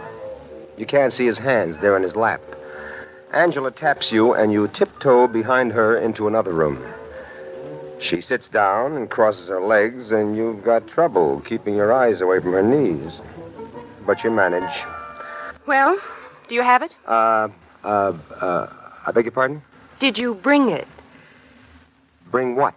The earring. Earring? What? Oh, where's my handbag? Handbag. Well, here it is. Oh, thank you. There you are. Here. Read this. A clipping which I tore from the personal column of the Times. Please read it. Out loud. All right. Let me see now. If the lady who lost an earring at the art students' ball Friday evening will meet me in front of Fitch's department store Tuesday afternoon between 2 and 2:30, I shall be happy to return. Now, do you understand? Yes, I do, and I'm terribly sorry. Sorry. But why? Look, Miss Wentworth, I didn't insert that ad. You didn't, but... No, I just happened to be there, and, well, you were there, and, well, conversation sprang up. Oh. It's funny. Yes. Really funny. But I do think you ought to go now.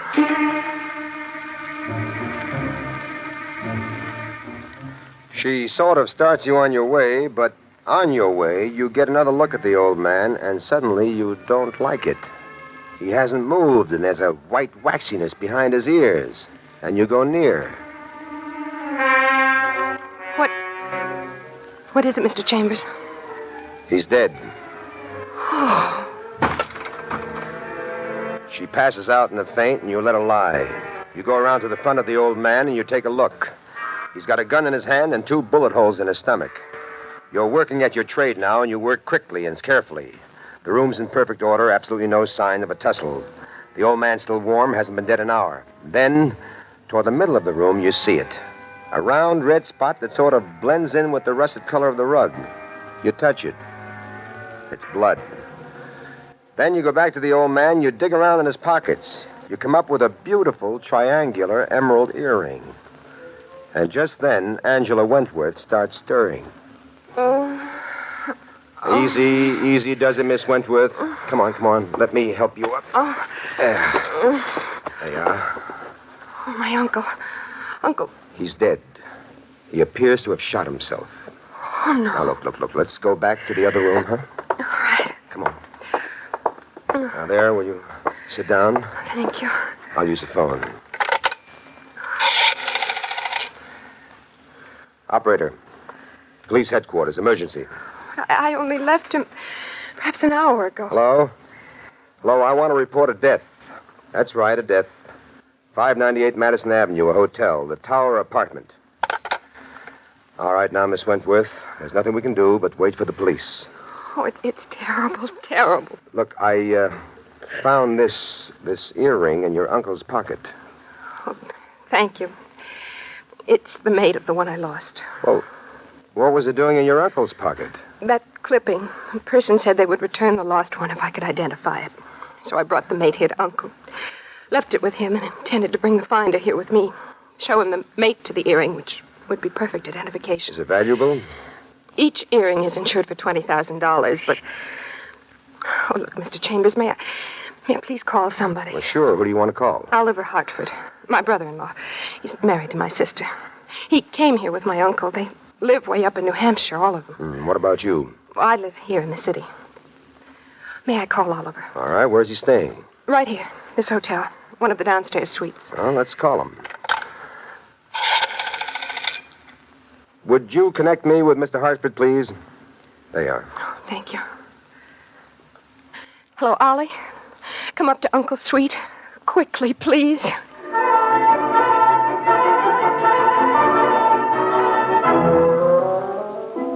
The guy shows. Oliver Hartford, big, young, and brawny. He sort of takes over in the comfort department for his sister-in-law. And presently there's an onslaught of cops, medical examiner, fingerprint men, and the works. And boss man of the works, your good friend, Detective Lieutenant Louis Parker. Looking a little harassed today, but working with his usual competence. And then after they're all done and the medical examiner has made his report and the body has been taken out, Parker takes you aside and you fill him in on your end of the deal. Well, they got me working today. I got 3 unfinished cases. Now this thing pops up. It never rains. Medical examiner says suicide. The girls identified the gun as the old man's. Emmy says time of death, 2 o'clock. Door was locked. Who else had keys? Nobody but the old man. He lent his to the girl, and she was with you when the thing happened. Check. Suicide, period. Boy, I am busy today. Now, let me go in and talk to those two, the relatives, and then I'll beat it out of here. Sure, Louis. Let me go talk to them. All right, then, Miss Wentworth, Mr. Hartford. Oh, by the way, Mr. Chambers here is a private detective, one of the best.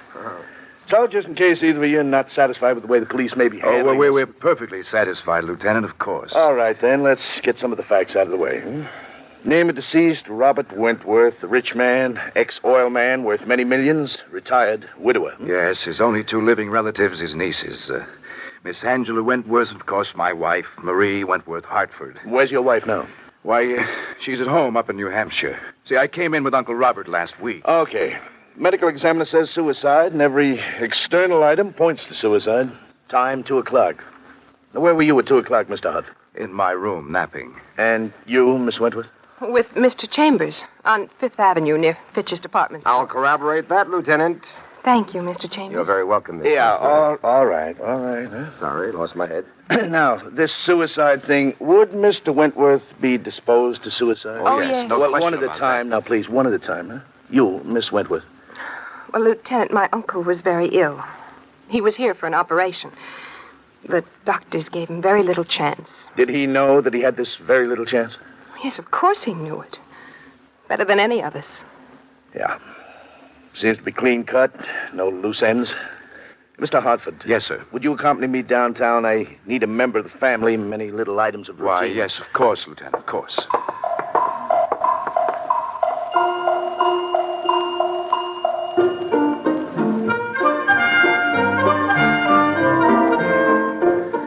And so you're alone again with Miss Angela Wentworth. You take her home to a cute little apartment on East 34th, and there... Thank you, Mr. Chambers. You've been very kind. Not at all. Look, Angela, ours was a chance acquaintance, but there's no reason why it should end there. No. No reason at all. I like you very much, Mr. Chambers. And, I like you. Look, a lawyer was mentioned back there. Was that the only person your uncle would want to see to arrange his affairs? No, there was another, and much more important. Algernon Sacco, his business advisor. Sacco. He has an office down on Pine Street. Bye now, Miss Wentworth. I'll be in touch with you. Yes, please do. Now, here's a brand new wrinkle. Algernon Sacco. Crooked as a country road. A big operator and a shrewd one. You tangled with him a few times, but that was way back, before he acquired respectability and a few rich clients. An old cackle voice guy, but smart as a brand new whip. So, you're down on Pine Street. Old stone and steel. No pines. No pines at all. Yeah.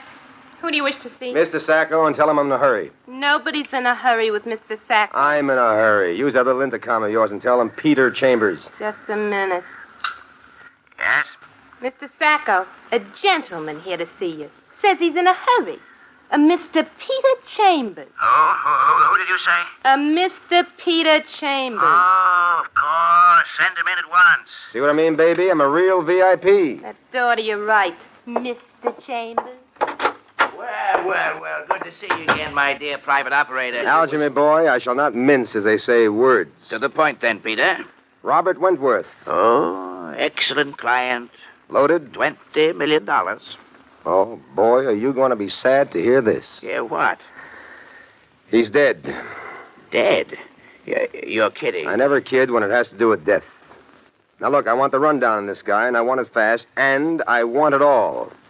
Did he have a will? Yes. Well, come on, let's hear. The will left his entire estate to his 2 nieces, Angela and Marie. Wow.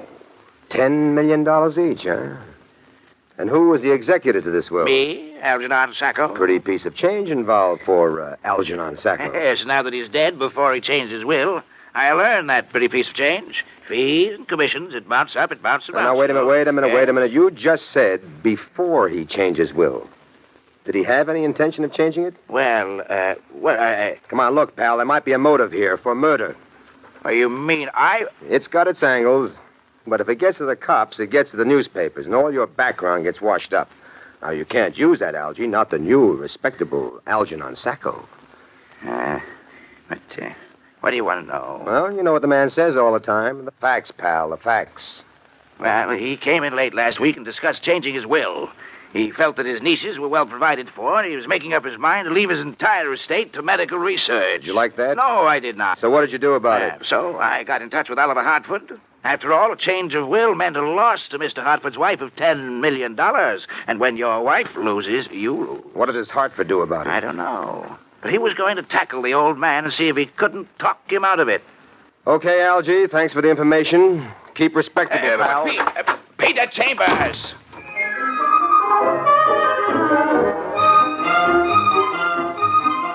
You're working now. You're beginning to smell what you suspected. Murder. You get up to Angela Wentworth's place, and she opens the door for you, and your eyes pop. She's wearing blue silk lounging pajamas, and she has a pony of brandy in her hand. Blue silk lounging pajamas. They were born to be worn by Angela Wentworth. It's good to see you again, Mr. Chambers. Likewise, Miss Wentworth. You seem to be rolling with the blow. Well, I've been thinking about it. Uncle Robert was an old man and very ill. Perhaps it was for the best. Look, at the ball you attended when you lost your earring... Would you like some brandy, Mr. Chambers? Well, I'll take a rain check on it. Now, that ball you attended, who went with you? I mean, who was your escort? Oliver, my brother-in-law. Uncle insisted. I think I had one cocktail too many at that ball. That earring was gone before I realized it. Mr. Chambers? Mr. Chambers, where are you going?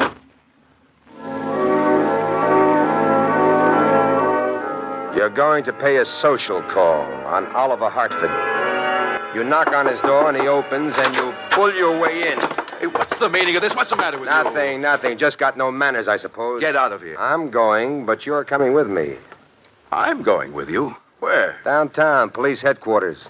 And just what are we going to do there? I'm going to accuse you of murder. Oliver swings, you duck. You swing, Oliver ducks.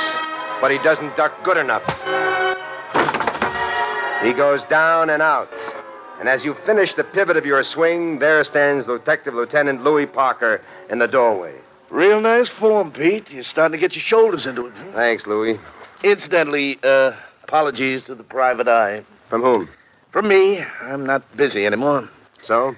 So the old guy was murdered. He wasn't a suicide. That's my Louis. Got finished with the press of business, had time to think.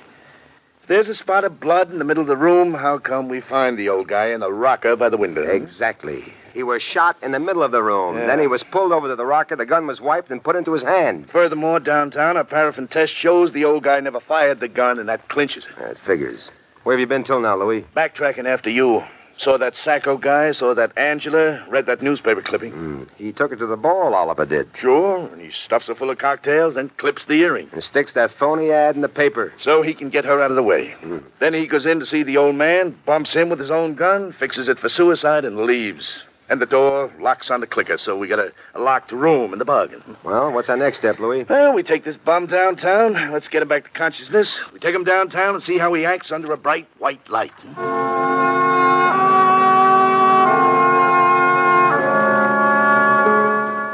Oliver Hartford at headquarters gets closeted with Detective Parker and a host of excellent interrogators. You wait across the street in Luke McCool's Lonesome Bar and Grill. You sip on a stinger and you ponder. It figures for about 2 hours. Brother, when cops know you done it, and you're an amateur, you're a blustering wise guy for part of the way, but pretty soon you break wide open. Unless you're very smart or very stubborn. And you've got a feeling that Oliver may be very stubborn. So you're off and running, and you're making tracks again for Angela Wentworth's place. Come in, Mr. Chambers. You're becoming quite a regular visitor. And I like it. You like it, too, but you don't have the time. I offer brandy. Again, Mr. Chambers. And again, I've got to refuse. Double rain check this time, Miss Wentworth. Now, look. That earring, may I have it? The earring? Look, may I call you Angela? Oh, please do. Well, you can trust me with it. I had it once, and I give it back to you, remember? Yes, but why... Please, let me have it, and I'll return it to you. And when I do, I've got a hunch I'll have the time for, perhaps a brandy or two. All right, Mr. Chambers. Here it is.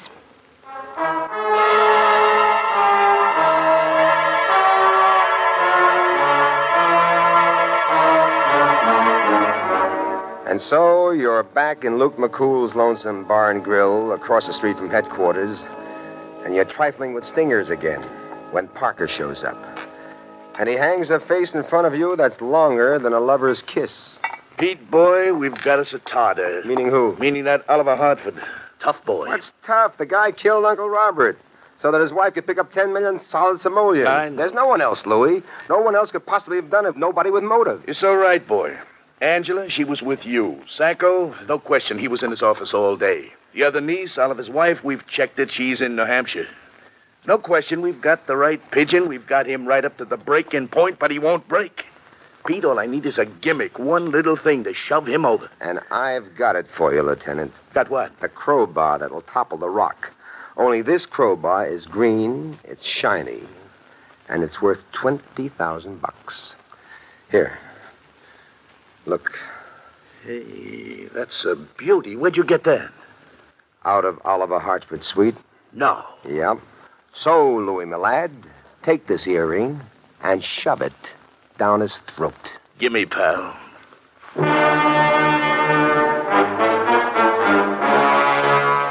So you're alone once more, and you've got your fingers crossed.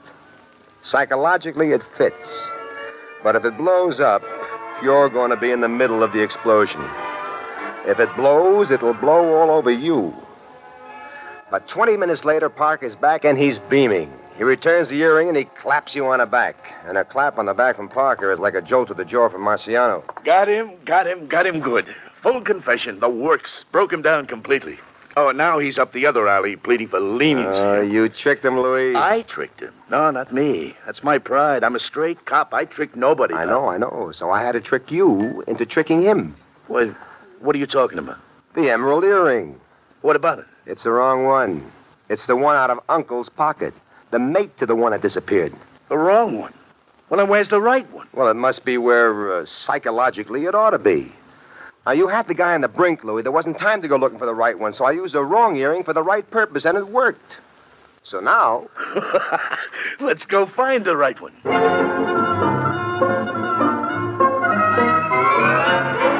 You accompany Parker and 5 of his best boys to Oliver's suite, and they give it a professional going-over, and they come up with the earring. Inside a cake of soap.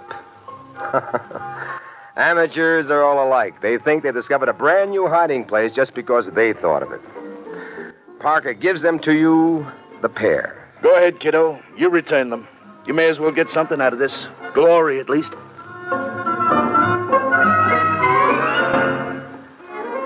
And so the private eye, in proper tradition, is back where he belongs, in the beautiful lady's apartment. He partakes of a bit of brandy, and then he presents her with a complete set of emerald earrings. Oh, Mr. Chambers, I don't know how to thank you. Think nothing of it, ma'am? A fee. Would you perhaps accept a fee? No, thanks. Nothing as mundane as a fee. But I just don't know how to thank you. Well, you think about it, Angela. Just sip your brandy and think. Come here, Mr. Chambers. Oh, I'm coming, ma'am. I think I know what you mean. Something like this? Oh, Mr. Chambers.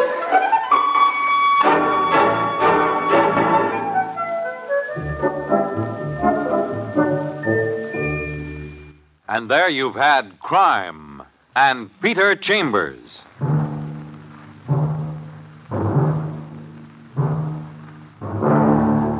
Dane Clark was starred as Peter Chambers. Crime and Peter Chambers Transcribed was created and written by Henry Kane. Others in the cast were Bill Zuckert, heard as Lieutenant Parker, Joyce Gordon as Angela, and Bernard Grant as Oliver. It was directed by Fred Way. And this is Fred Collins inviting you to tune in next week, same time, same station, for Dane Clark in Crime and Peter Chambers.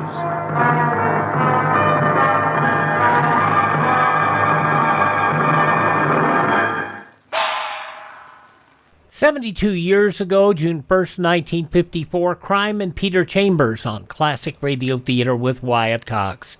We wrap up this edition of the program by going out and visiting with David and Claudia.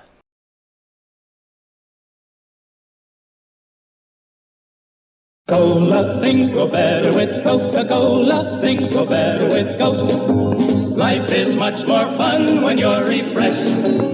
And Coke refreshes you best. It's the refreshingest. Food goes better with fun, goes better with you, go better with Coke. The real life one puts extra fun in you and everything you do. So things go better with Coca-Cola. Things go better with Coke. Right now, why not let an ice-cold Coke make things go better for you? Cold, crisp, never too sweet. Fun. Food. And people. All need the spirited taste of ice-cold Coke to be really refreshed. Things go better with Coca-Cola. Things go better with Coke. Let's wrap it up here. Ayres, Claudia. This goes back to June 1st, 1948. And we have to see, is David going to fess up to Claudia over who he had lunch with? You know, don't you? Your Coca-Cola bottler presents Claudia, based on the famous play and novels by Rose Franken. Brought to you transcribed Monday through Friday by your friendly neighbor who bottles Coca-Cola. Relax, and while you're listening, refresh yourself. Have a Coke. And now, Claudia.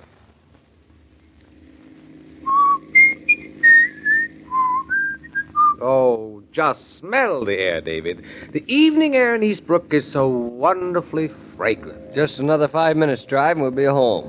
It seems even sweeter on the farm. I hope so. Did you tell Claudia I was coming? I didn't have a chance to call her. We left the office in such a hurry.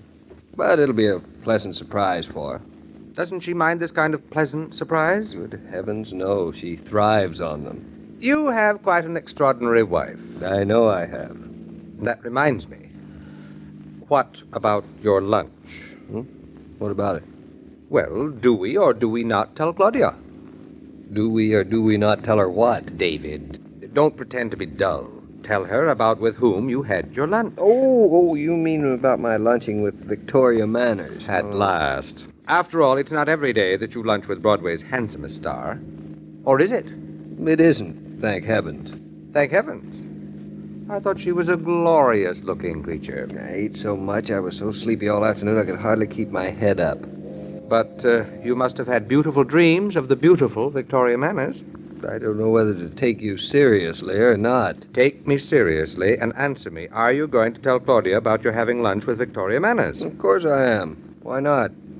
Well, it isn't the sort of thing one usually tells a wife, is it? Frankly, I don't know. I haven't had lunch with a blonde, unattached single female since the day I was married.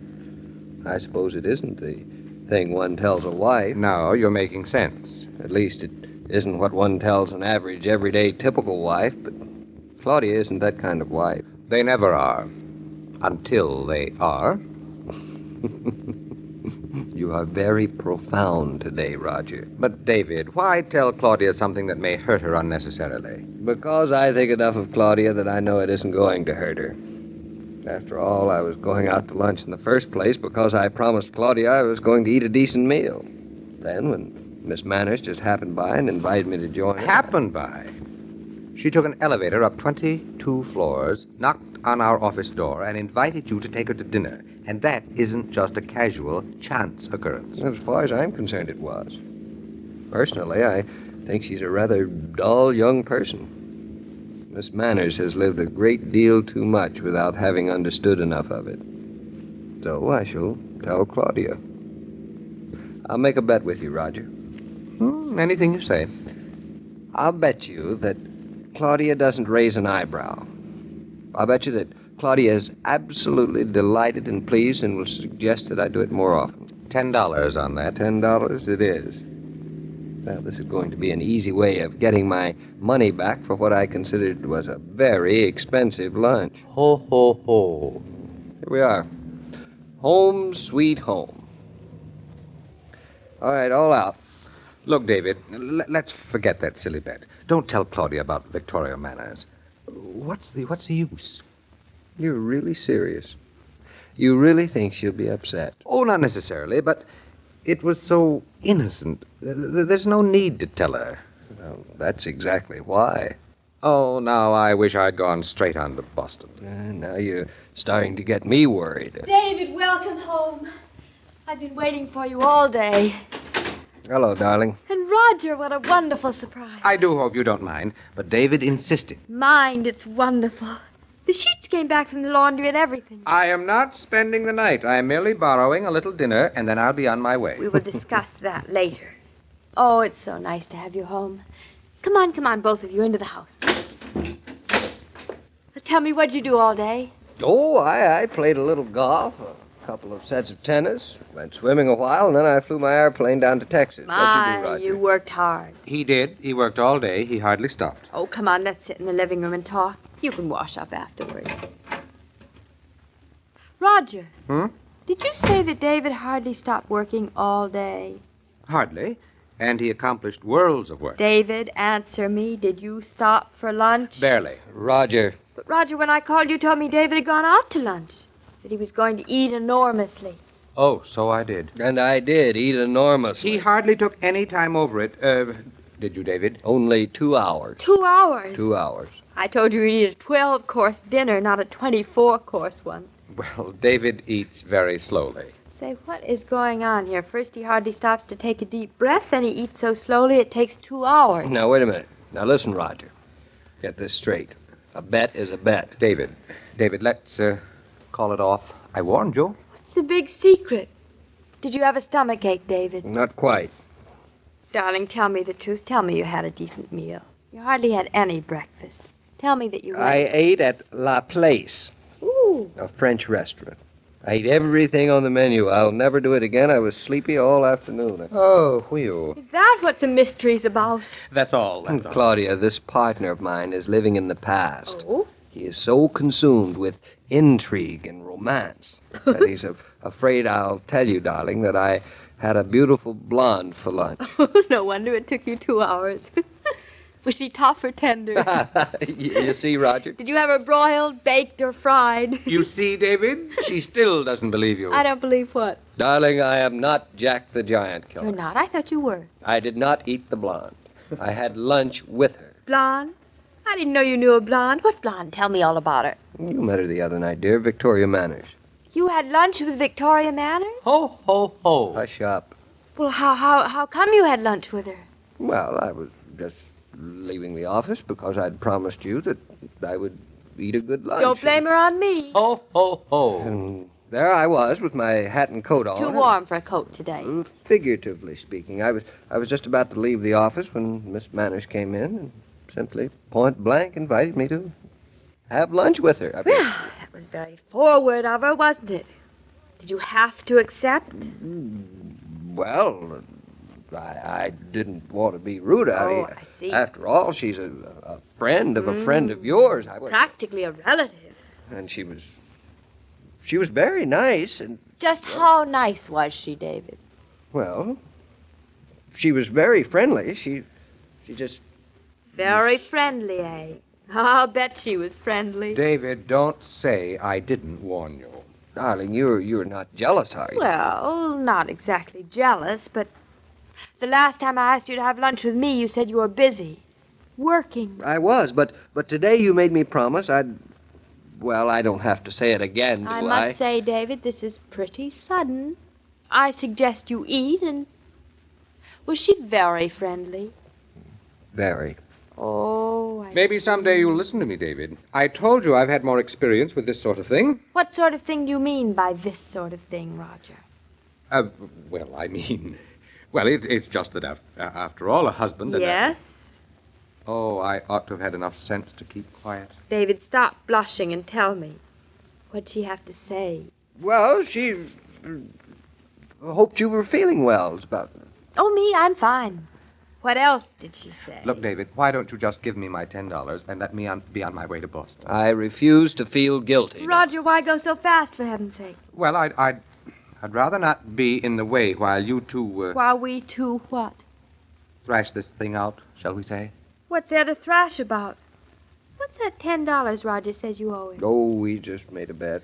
Skip it, please. Claudia, is there anything more you want to know about the lunch I had with Victoria Manners? Of course there is. Lots more. Oh, this sort of talk is fatal. Well, let's get it over with. Now, go on, Claudia. Did you really enjoy it? Is it a good restaurant? Should we go there sometime? What did you say?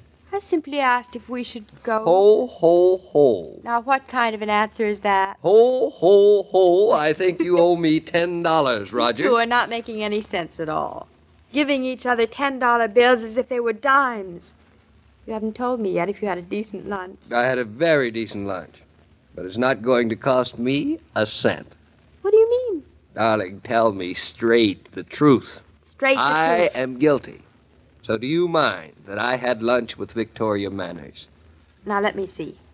Do you mean, do I want to scratch her eyes out? Well, you don't have to be so violent about You mean it. that I'm so jealous that I can't see straight? I wouldn't exaggerate You mean as that far I'm as... furious with you for having had lunch with another Now, woman? darling, I didn't know you'd be so upset. I'd You have mean never... you'd prefer it if I just didn't care at all who you gallivanted around Well, with? I just didn't think you'd take it so seriously. So That's... you want to know whether I'm angry at you for having lunch with Victoria Manners. Is that it? I still wish you hadn't said anything, David. Were you afraid to tell me? Not until Roger started to make me feel guilty. What do you think I think, I'm so mixed up, I don't know what to think. One minute you're talking about she was very friendly. The next minute you want to know was it a good lunch, and now you're threatening to scratch her eyes out. You've got me so mixed up, Don't be mixed up. I was spoofing. And I don't want to scratch her eyes out, darling. I think it's an awful shame. What is an awful shame? Poor Victoria Manners. Poor Victoria Manners. She's obviously falling very much in love with you. I can't blame her at all. I did, too. I don't believe my ears. It must be awful to find yourself falling in love with a man, not being able to help it, and having the sort of feeling that it's hopeless. What on earth makes you say she's falling in love with me? Well, any girl, even Victoria Manners, who'd ask a married man to lunch, must be love. I'm glad I'm not her. I would like to sit down. This is momentous. Why, Roger? Because I can't be jealous of somebody I feel so sorry for.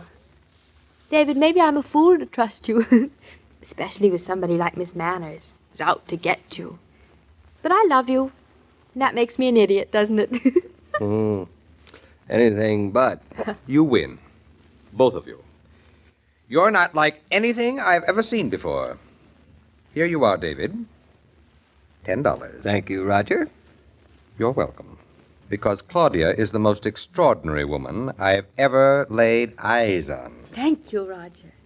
Darling, you mean you've won $10 because of me? I have indeed. A nice, crisp $10 bill. Gimme. Because you are a wonderful idiot, and I love you. That's wonderful. It means you can have lunch with Victoria Manners again. For nothing. And then I'll know you'll eat a really decent meal. It's wonderful. I'll go on up and wash you, too, while I set an extra place for dinner. Dum, dum, dum, dum. La, la, la, la, la, la, la, la, la, la. It's nice, isn't it, that you can get Coca-Cola around the corner from anywhere today. You can stop when you're marketing and have an ice-cold Coke right in the grocery. You can pause during shopping for a Coke in your department store or variety store. When you're driving, you'll find Coke at the gas station, too. This friendly service enables you to shop refreshed, drive refreshed, work refreshed, whoever you are and whatever you do. Well, Mr. King, it looks like I lost $10. Well, it does look like you did. Claudia is absolutely unpredictable. She reacts absolutely differently than any other wife or woman I've ever known. That's what makes her Claudia. To be delighted that her husband took another woman to lunch, then to be sorry for the other woman. Amazing. Oh, well, you'll get used to it, Mr. Killian. You know, a surprise every day. What's the surprise tomorrow? Well, I understand that David's going to stay home from the office for a few days. Yes, he has a great deal of work to do drawing up the plans for the freight terminal we're designing. So I suggested he stay on the farm to do the work, uninterrupted by phones and other office distractions. Are you suggesting that there will be no interruptions or distractions at home with Claudia and Mama? Claudia promised me she'd keep his nose to the drawing board. Well, we'll see how it works out tomorrow. As I was about to say, every day, Monday through Friday, Claudia comes to you transcribed with the best wishes of your friendly neighbor who bottles Coca-Cola. So listen again tomorrow at the same time. And now this is Joe King saying au revoir. And remember, whoever you are, whatever you do, wherever you may be, when you think of refreshment, think of Coca-Cola. For Coca-Cola makes any pause the pause that refreshes. And ice-cold Coca-Cola is everywhere. This broadcast of Claudia was supervised and directed by William Brown Maloney. And there you go, June 1st, 1948, 78 years ago, Claudia. And we'll see what's going on with David and Claudia tomorrow, along with episodes of Suspense, Jack Benny starring as a good and faithful servant, Screen Director's Playhouse production of She Wouldn't Say Yes starring Rosalind Russell, reprising her role in the 1945 picture, and the Lux Radio Theater adaptation of Al Jolson's The Jazz Singer, starring Jolson. So that'll all be tomorrow. Hey, have yourself a great day. We will see you on Tuesday for more Classic Radio Theater. I'm Wyatt Cox.